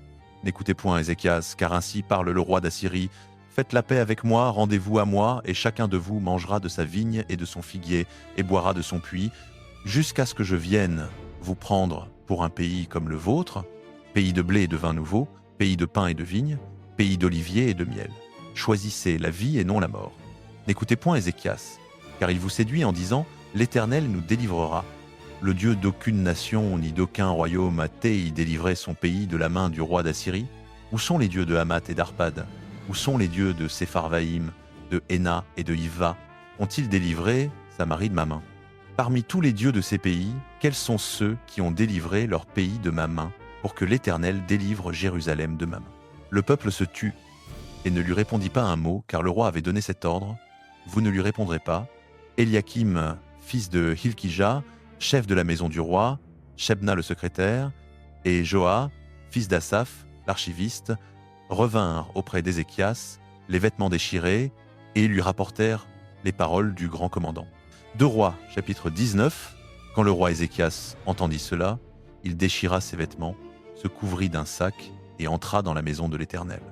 Il envoya Eliakim, chef de la maison du roi, Shebna le secrétaire et les anciens des sacrificateurs, couverts de sacs, vers Esaïe le prophète, fils d'Amo. Ils lui dirent: ainsi parle Ézéchias. Ce jour est un jour d'angoisse, de châtiment et d'opprobre. Les enfants sont près de sortir du sein maternel, et il n'y a point de force pour enfanter. Peut être l'Éternel ton Dieu, a-t-il entendu toutes les paroles du grand échanson que son maître, le roi d'Assyrie, a envoyé pour insulter le Dieu vivant, et peut être l'Éternel ton Dieu le châtira-t-il pour les paroles qu'il a entendues. Fais donc monter une prière pour le reste qui subsiste encore. Les serviteurs du roi Ézéchias allèrent donc trouver Esaïe. Esaïe leur répondit: voici ce que vous direz à votre maître. Ainsi parle l'Éternel: ne t'effraie pas des paroles que tu as entendues, des blasphèmes que les serviteurs du roi d'Assyrie ont proférés contre moi. Voici, je vais mettre en lui un esprit tel que, sur une nouvelle qu'il recevra, il retournera dans son pays, et je le ferai tomber par l'épée dans son pays. Le grand échanson apprit que le roi d'Assyrie avait quitté Lachis. Il se retira et trouva le roi qui combattait contre Libna. Alors le roi d'Assyrie reçut une nouvelle au sujet de Tiraka, roi d'Éthiopie. On lui dit: voici qu'il est sorti pour te faire la guerre. Il envoya de nouveau des messagers à Ézéchias avec cet ordre: vous parlerez ainsi à Ézéchias, roi de Juda, que ton Dieu, en qui tu te confies, ne t'abuse point en disant: Jérusalem ne sera pas livrée entre les mains du roi d'Assyrie. Tu as toi-même appris ce qu'ont fait les rois d'Assyrie à tous les pays, comment ils les ont détruits par l'interdit, et toi tu serais délivré. Les dieux des nations que mes pères ont détruites, les ont-ils délivrés, Gozan, Charan, Retsef et les fils d'Éden qui étaient à Télassar? Où est le roi de Hamath, le roi d'Arpad, le roi de la ville de Sepharvaïm, de Héna et d'Iva? Ézéchias prit la lettre de la main des messagers et la lut. Puis il monta à la maison de l'Éternel, l'étendit devant l'Éternel, et pria l'Éternel en ces termes: Éternel, Dieu d'Israël, qui es assis sur les chérubins, c'est toi qui es le seul Dieu de tous les royaumes de la terre, c'est toi qui as fait les cieux et la terre. Éternel, incline ton oreille et écoute. Éternel, ouvre tes yeux et regarde. Entends les paroles que Sennachérib a envoyées pour insulter le Dieu vivant. Il est vrai, Éternel, que les rois d'Assyrie ont détruit les nations et leurs pays, qu'ils ont jeté leurs dieux dans le feu, mais ce n'étaient pas des dieux. C'étaient seulement des ouvrages de main d'homme, du bois et de la pierre. Et ils les ont anéantis. Maintenant, Éternel notre Dieu, délivre-nous de sa main, et que tous les royaumes de la terre sachent que toi seul es l'Éternel, le Dieu. Alors Esaïe, fils d'Amoz, envoya dire à Ézéchias: ainsi parle l'Éternel, le Dieu d'Israël. J'ai entendu la prière que tu m'as adressée au sujet de Sennachérib, roi d'Assyrie. Voici la parole que l'Éternel a prononcée contre lui. Elle te méprise. Elle se moque de toi, la Vierge, fille de Sion. Elle hoche la tête après toi, la fille de Jérusalem. Qui as-tu insulté et outragé? Contre qui as-tu élevé la voix et porté les yeux en haut? Contre le Saint d'Israël. Par tes messagers, tu as insulté le Seigneur. Et tu as dit: avec la multitude de mes chars, j'ai gravi le sommet des montagnes, les extrémités du Liban. Je couperai les plus hauts de ses cèdres, les plus beaux de ses cyprès. J'atteindrai sa dernière cime la plus élevée, la forêt de son verger. J'ai creusé et j'ai bu des eaux étrangères, j'ai desséché avec la plante de mes pieds tous les fleuves de l'Égypte. N'as-tu pas appris que j'ai préparé ces choses dès longtemps, que je les ai formées dès les temps anciens? Maintenant j'ai permis qu'elles s'accomplissent, et que tu réduises en monceaux de ruines des villes fortes. Leurs habitants impuissants ont été effrayés et honteux. Ils étaient comme l'herbe des champs et la tendre verdure, comme l'herbe des toits et le blé brûlé avant de lever. Mais je sais quand tu t'assieds, quand tu sors et quand tu entres, et ton furieux acharnement contre moi. Parce que tu es furieux contre moi et que ton insolence est montée à mes oreilles, je mettrai mon anneau à tes narines et mon mors entre tes lèvres, et je te ferai retourner par le chemin par lequel tu es venu. Voici pour toi, Ézéchias, le signe. Cette année on mangera ce qui croît de soi-même, la seconde année ce qui croît encore de soi-même, Mais la 3e année, vous sèmerez et vous moissonnerez, vous planterez des vignes et vous en mangerez le fruit. Ce qui aura échappé et restera de la maison de Juda reprendra racine en bas et portera du fruit en haut, car de Jérusalem il sortira un reste, et de la montagne de Sion des réchappés. Voilà ce que fera le zèle de l'Éternel des armées. C'est pourquoi, ainsi parle l'Éternel sur le roi d'Assyrie. Il n'entrera point dans cette ville, il n'y lancera point de flèches, il ne lui présentera point de bouclier, et n'élèvera point de retranchement contre elle. Il s'en retournera par le chemin par lequel il est venu, et il n'entrera point dans cette ville, dit l'Éternel. Je protégerai cette ville et je la sauverai, à cause de moi et à cause de David, mon serviteur. Cette nuit-là, l'ange de l'Éternel sortit et frappa dans le camp des Assyriens 185 000 hommes, et quand on se leva le matin, voici que c'étaient tous des corps morts. Sennachérib, roi d'Assyrie, leva son camp, partit et s'en retourna. Il resta à Ninive.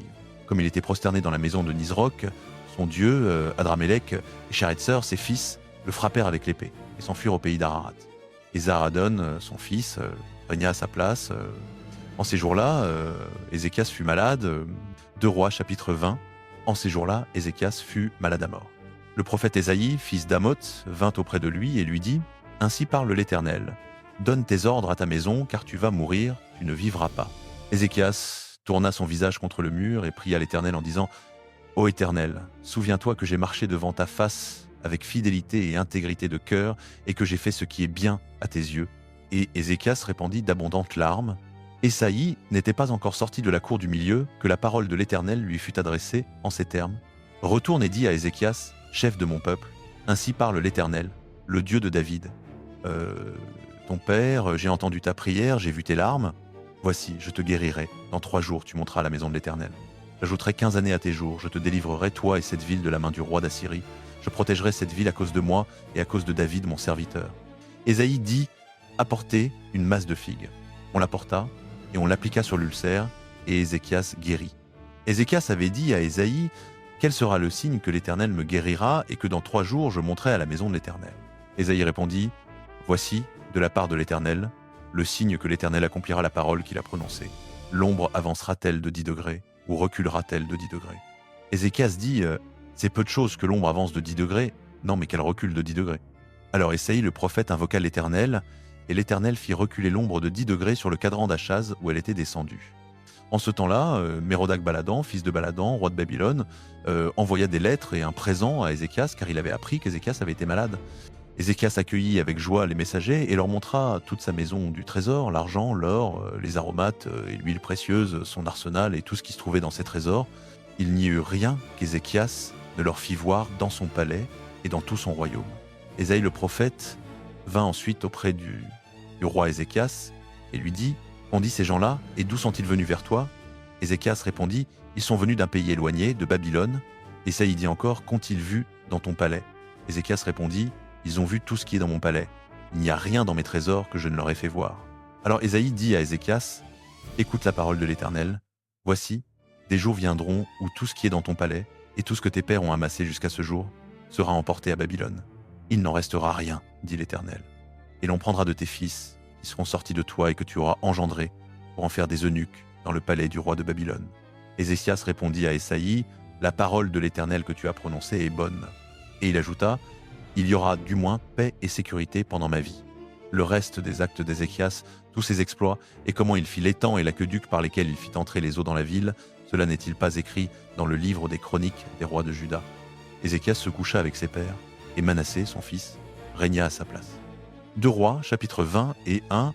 Manassé avait 12 ans lorsqu'il devint roi, et il régna 55 ans à Jérusalem. Sa mère s'appelait Hephzibah. Il fit ce qui est mal aux yeux de l'Éternel, suivant les pratiques abominables des nations que l'Éternel avait chassées devant les enfants d'Israël. Il rebâtit les hauts lieux qu'Ézéchias, son père, avait détruits. Il éleva des autels à Baal, fit une idole d'Achéra comme avait fait Achab, roi d'Israël. Il se prosterna devant toute l'armée des cieux et la servit. Il bâtit des autels dans la maison de l'Éternel, dont l'Éternel avait dit c'est dans Jérusalem que je mettrai mon nom. Il bâtit des autels à toute l'armée des cieux dans les 2 parvis de la maison de l'Éternel. Il fit passer son fils par le feu, il pratiqua la divination et les enchantements, il établit des nécromanciens et des devins, il fit de plus en plus ce qui est mal aux yeux de l'Éternel pour l'irriter. Il mit l'idole d'Achéra qu'il avait faite dans la maison dont l'Éternel avait dit à David et à Salomon son fils, « C'est dans cette maison et dans Jérusalem que j'ai choisi parmi toutes les tribus d'Israël, que que je veux placer mon nom à perpétuité.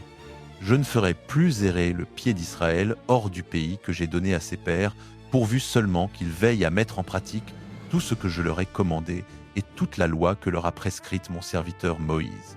Mais ils n'obéirent point, et Manassé les égara au point qu'ils firent le mal plus que les nations que l'Éternel avait détruites devant les enfants d'Israël.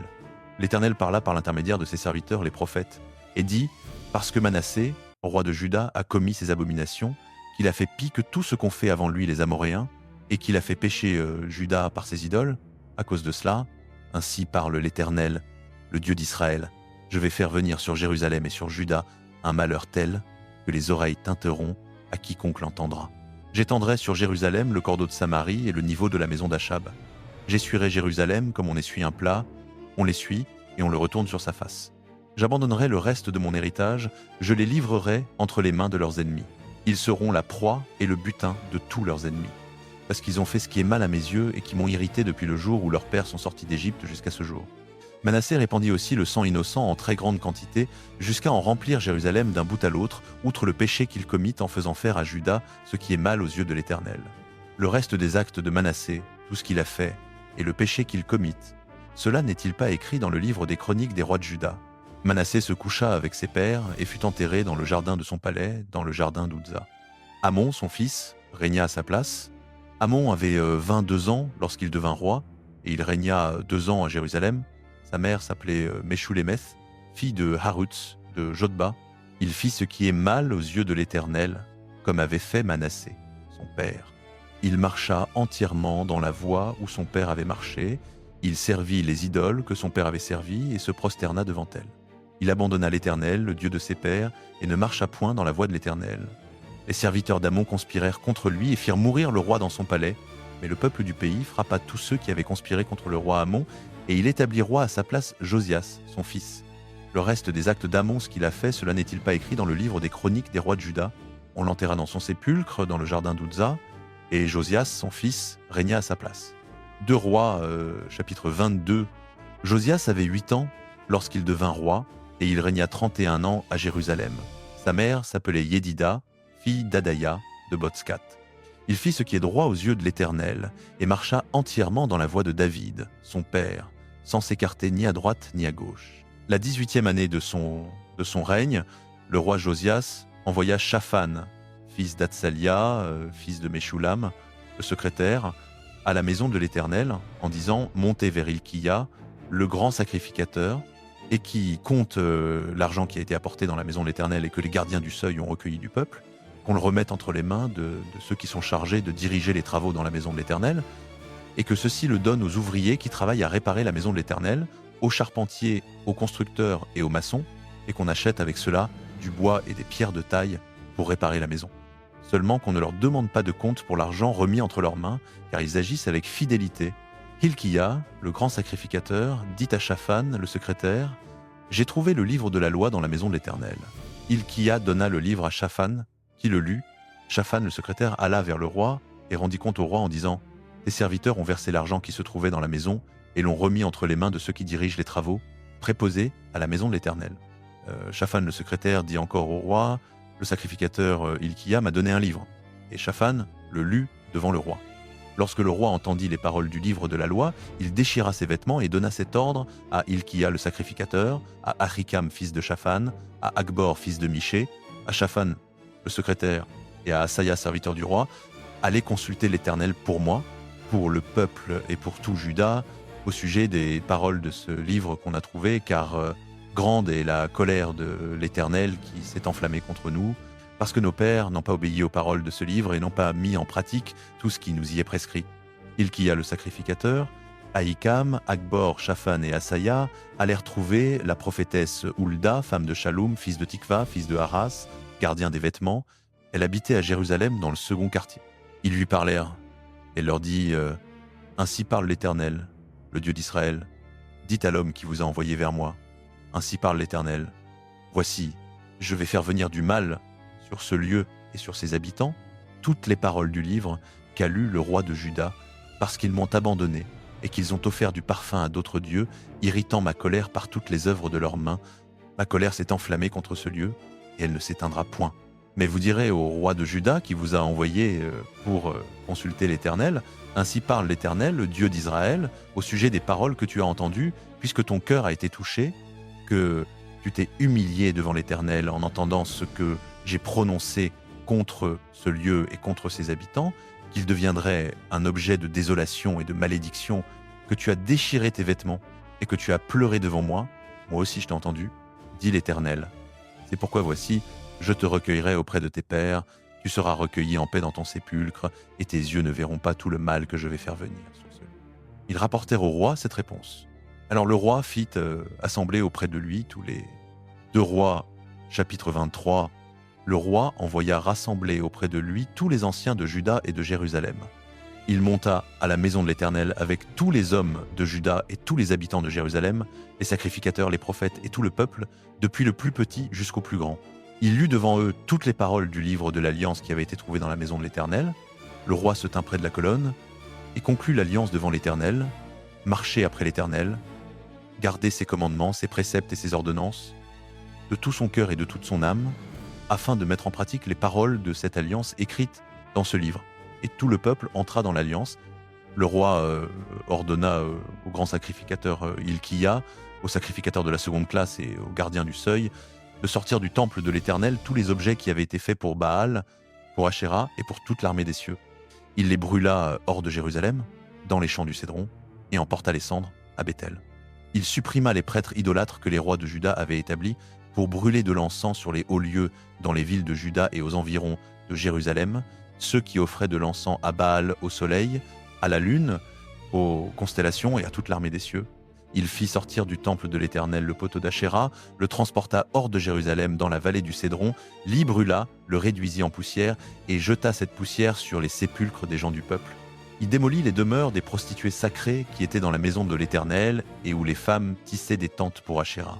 Josias fit venir tous les sacrificateurs des villes de Juda, profana les hauts lieux où ces sacrificateurs brûlaient de l'encens, depuis Géba jusqu'à Beersheba. Il démolit les hauts lieux des portes qui étaient à l'entrée de la porte de Josué, gouverneur de la ville, à gauche en entrant par la porte de la ville. Toutefois, les sacrificateurs des hauts lieux ne montaient pas à l'autel de l'Éternel à Jérusalem, mais ils mangeaient des pains sans levain au milieu de leurs frères. Il profana Tophet dans la vallée des fils de Hinnom, afin que personne ne fît plus passer son fils ou sa fille par le feu en l'honneur de Moloch. Il ôta de l'entrée de la maison de l'Éternel les chevaux que les rois de Juda avaient consacrés au soleil, près de la chambre de l'eunuque Nétan-Mélec, dans les annexes, et il brûla au feu les chars du soleil. Le roi démolit les autels qui étaient sur le toit, sur la chambre haute d'Achaz, et que les rois de Juda avaient fait, ainsi que les autels que Manassé avait fait dans les 2 parvis de la maison de l'Éternel. Il les brisa là, les réduisit en poussière, et on jeta la poussière dans la vallée du Cédron. Le roi profana aussi les hauts lieux qui étaient en face de Jérusalem, à droite de la montagne de la destruction, et que Salomon, roi d'Israël, avait bâti pour Astarté, l'abomination des Sidoniens, pour Kémosh, l'abomination de Moab, et pour Milcom, l'abomination des fils d'Ammon. Il brisa les stèles, abattit les poteaux d'Ashéra et remplit d'ossements humains l'emplacement de ces lieux. Même l'autel qui était à Béthel, le haut lieu qu'avait fait Jéroboam, fils de Nébat, qui avait fait pécher Israël, cet autel et ce haut lieu, Josias les démolit, il brûla le haut lieu, le réduisit en poussière et brûla le poteau d'Ashéra. Josias se tourna, aperçut les tombeaux qui étaient là sur la montagne, il envoya prendre les ossements des tombeaux, les brûla sur l'autel et le profana, selon la parole de l'Éternel prononcée par l'homme de Dieu qui avait annoncé ces choses. Il dit « Quel est ce monument que je vois ?» Les gens de la ville lui répondirent « C'est le tombeau de l'homme de Dieu qui vint de Juda et qui prononça contre l'autel de Béthel ces choses que tu viens d'accomplir. » Il dit « Laissez-le, que personne ne remue ses os. » On conserva ses os avec ceux du prophète qui était venu de Samarie. Josias supprima aussi tous les sanctuaires des hauts lieux qui étaient dans les villes de Samarie et que les rois d'Israël avaient fait pour irriter l'Éternel. Il y fit absolument comme il avait fait à Béthel. Il immola sur les autels tous les sacrificateurs des hauts lieux qui s'y trouvaient et y brûla des ossements humains. Ensuite, il revint à Jérusalem. Le roi donna cet ordre à tout le peuple. Célébrez la Pâque en l'honneur de l'Éternel, votre Dieu, comme il est écrit dans ce livre de l'Alliance. Jamais pareille Pâque n'avait été célébrée depuis les jours des juges qui jugèrent Israël, ni pendant tout le temps des rois d'Israël et des rois de Juda. Ce fut la 18e année du roi Josias que cette Pâque fut célébrée en l'honneur de l'Éternel à Jérusalem. Josias fit disparaître aussi les évocateurs d'esprit, les devins, les théraphim, les idoles et toutes les abominations qui se voyaient dans le pays de Juda et à Jérusalem, afin de mettre en pratique les paroles de la loi écrites dans le livre que le sacrificateur Hilkiah avait trouvé dans la maison de l'Éternel. Avant lui, il n'y eut aucun roi semblable à lui, qui se soit tourné vers l'Éternel de tout son cœur, de toute son âme et de toute sa force, selon toute la loi de Moïse. Et après lui, il n'en a point paru de semblable. Toutefois, l'Éternel ne revint pas de l'ardeur de sa grande colère dont il s'était enflammé contre Juda à cause de tout ce que Manassé avait fait pour l'irriter. Et l'Éternel dit « J'éloignerai aussi Juda de devant ma face, comme j'ai éloigné Israël, et je rejetterai cette ville de Jérusalem que j'avais choisie, ainsi que la maison de laquelle j'avais dit « Mon nom sera là ». Le reste des actes de Josias et tout ce qu'il a fait, cela n'est-il pas écrit dans le livre des chroniques des rois de Juda? De son temps, Pharaon Nécho, roi d'Égypte, monta vers le roi d'Assyrie, vers le fleuve Euphrate. Le roi Josias marcha à sa rencontre, mais Nécho, dès qu'il le vit, le tua à Megiddo. Ses serviteurs le transportèrent mort dans un char, le ramenèrent de Megiddo à Jérusalem et l'enterrèrent dans son sépulcre. Le peuple du pays prit Joachaz, fils de Josias, l'Oni et l'établit roi à la place de son père. Joachaz avait 23 ans lorsqu'il devint roi et il régna 3 mois à Jérusalem. Le nom de sa mère était Amoutal, fille de Jérémie de Libna. Il fit ce qui est mal aux yeux de l'Éternel, entièrement comme avaient fait ses pères. Pharaon Nécho l'enchaîna à Ribla, dans le pays de Hamath, afin qu'il ne régnât plus à Jérusalem, et il imposa au pays une contribution de 100 talents d'argent et d'un talent d'or. Pharaon Nécho établit roi Eliakim, fils de Josias, à la place de Josias, son père, et il changea son nom en celui de Joachim. Il prit Joachaz, l'emmena en Égypte, et Joachaz y mourut. Joachim donna à Pharaon l'argent et l'or, mais il taxa le pays pour fournir cet argent selon l'ordre de Pharaon. Il exigea de chaque habitant du peuple du pays l'argent et l'or qu'il devait donner à Pharaon Nécho, selon l'estimation de chacun. Joachim avait 25 ans lorsqu'il devint roi, et il régna 11 ans à Jérusalem. Le nom de sa mère était Zébouda, fille de Pédaja, de Rouma. Il fit ce qui est mal aux yeux de l'Éternel, entièrement comme avaient fait ses pères. 2 Rois, chapitre 24, du temps de Joachim, Nabuchodonosor, roi de Babylone, monta contre lui, et Joachim lui fut assujetti 3 ans, mais il se révolta de nouveau contre lui. Alors l'Éternel envoya contre lui les bandes des Chaldéens, les bandes des Syriens, les bandes des Moabites et les bandes des Ammonites. Il les envoya contre Juda pour le détruire, selon la parole que l'Éternel avait prononcée par ses serviteurs les prophètes. Cela arriva uniquement sur l'ordre de l'Éternel contre Juda, afin de l'éloigner de devant sa face, à cause de tous les péchés de Manassé et de tout ce qu'il avait fait, et à cause du sang innocent qu'il avait répandu et dont il avait rempli Jérusalem. L'Éternel ne voulut point pardonner. Le reste des actes de Joachim et tout ce qu'il a fait, cela n'est-il pas écrit dans le livre des chroniques des rois de Juda? Joachim se coucha avec ses pères, et Joachim, son fils, régna à sa place. Le roi d'Égypte ne sortit plus de son pays, car le roi de Babylone avait pris tout ce qui était au roi d'Égypte, depuis le torrent d'Égypte jusqu'au fleuve Euphrate. Joachim avait 10 à 8 ans lorsqu'il devint roi, et il régna 3 mois à Jérusalem. Sa mère s'appelait Nehushta, fille d'Elnathan de Jérusalem. Il fit ce qui est mal aux yeux de l'Éternel, entièrement comme avait fait son père. En ce temps-là, les serviteurs de Nabuchodonosor, roi de Babylone, montèrent contre Jérusalem, et la ville fut assiégée. Nabuchodonosor, roi de Babylone, vint lui-même contre la ville pendant que ses serviteurs l'assiégeaient. Alors Joachim, roi de Juda, sortit vers le roi de Babylone avec sa mère, ses serviteurs, ses chefs et ses eunuques, et le roi de Babylone le prit la 8e année de son règne. Il emporta de là tous les trésors de la maison de l'Éternel et les trésors de la maison du roi. Il brisa tous les ustensiles d'or que Salomon, roi d'Israël, avait fait dans le temple de l'Éternel, selon la parole de l'Éternel.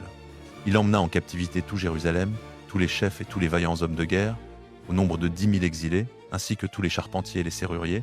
Il ne laissa que le peuple pauvre du pays. Il emmena captif à Babylone Joachim, la mère du roi, les femmes du roi, les eunuques et les grands du pays. Il les fit aller captifs de Jérusalem à Babylone. Le roi de Babylone emmena encore en captivité à Babylone tous les hommes vaillants, au nombre de 7 000, et les charpentiers et les serruriers, au nombre de 1 000, tous hommes forts et propres à la guerre. Il l'établit roi, à la place de Joachim, Mathania, oncle de Joachim, et il changea son nom en celui de Sédécias. Sédécias avait 21 ans lorsqu'il devint roi, et il régna 11 ans à Jérusalem. Sa mère s'appelait Amoutal, fille de Jérémie de Libna. Il fit ce qui est mal aux yeux de l'Éternel, entièrement comme avait fait Joachim. À cause de la colère de l'Éternel, cela arriva à Jérusalem et à Juda jusqu'à ce qu'il les rejetât de devant sa face. Or Sédécias se révolta contre le roi de Babylone. 2 Rois, chapitre 25. La 9e année du règne de Sédécias, le 10e jour du 10e mois, Nebuchadnezzar, roi de Babylone, vint avec toute son armée contre Jérusalem.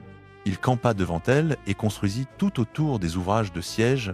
La ville fut assiégée jusqu'à la 11e année du roi Sédécias.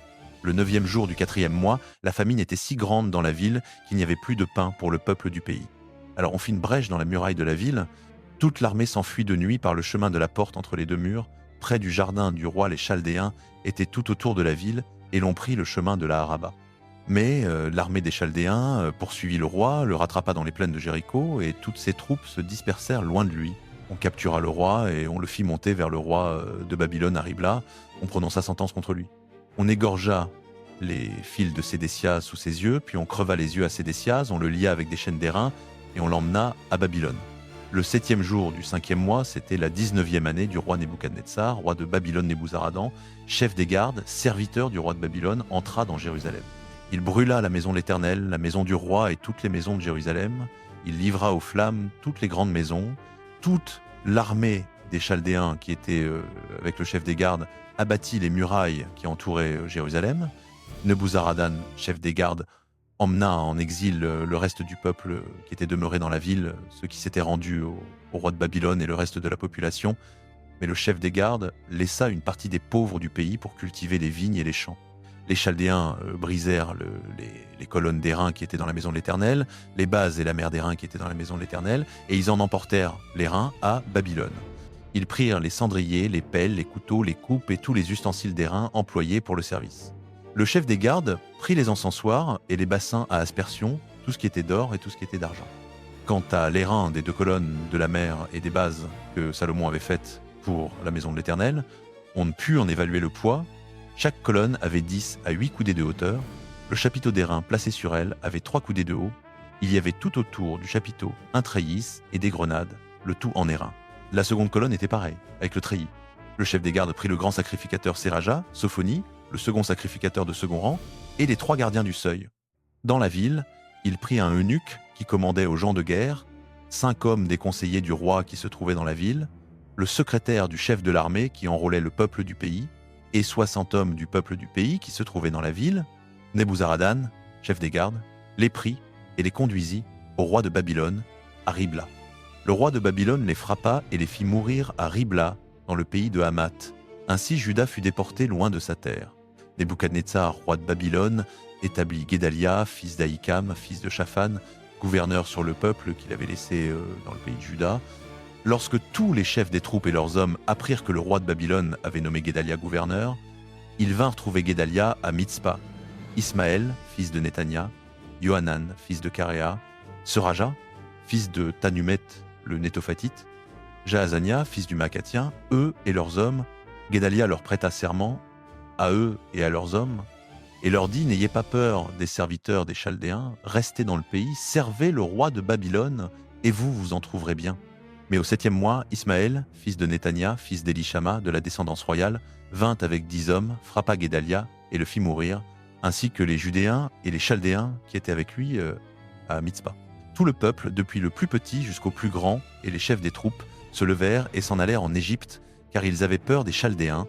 La 37e année de la déportation de Joachim, roi de Juda, le 27e jour du 12e mois, Évil-Mérodach, roi de Babylone, dans l'année où il devint roi, releva la tête de Joachim, roi de Juda, et le fit sortir de prison. Il lui parla avec bonté et plaça son trône au-dessus du trône des rois qui étaient avec lui à Babylone. Joachim quitta ses vêtements de prisonnier et mangea constamment à la table du roi tout le reste de sa vie. Le roi lui accorda un entretien régulier. Jour après jour, tant qu'il vécut Joachim, il reçut du roi une ration fixe.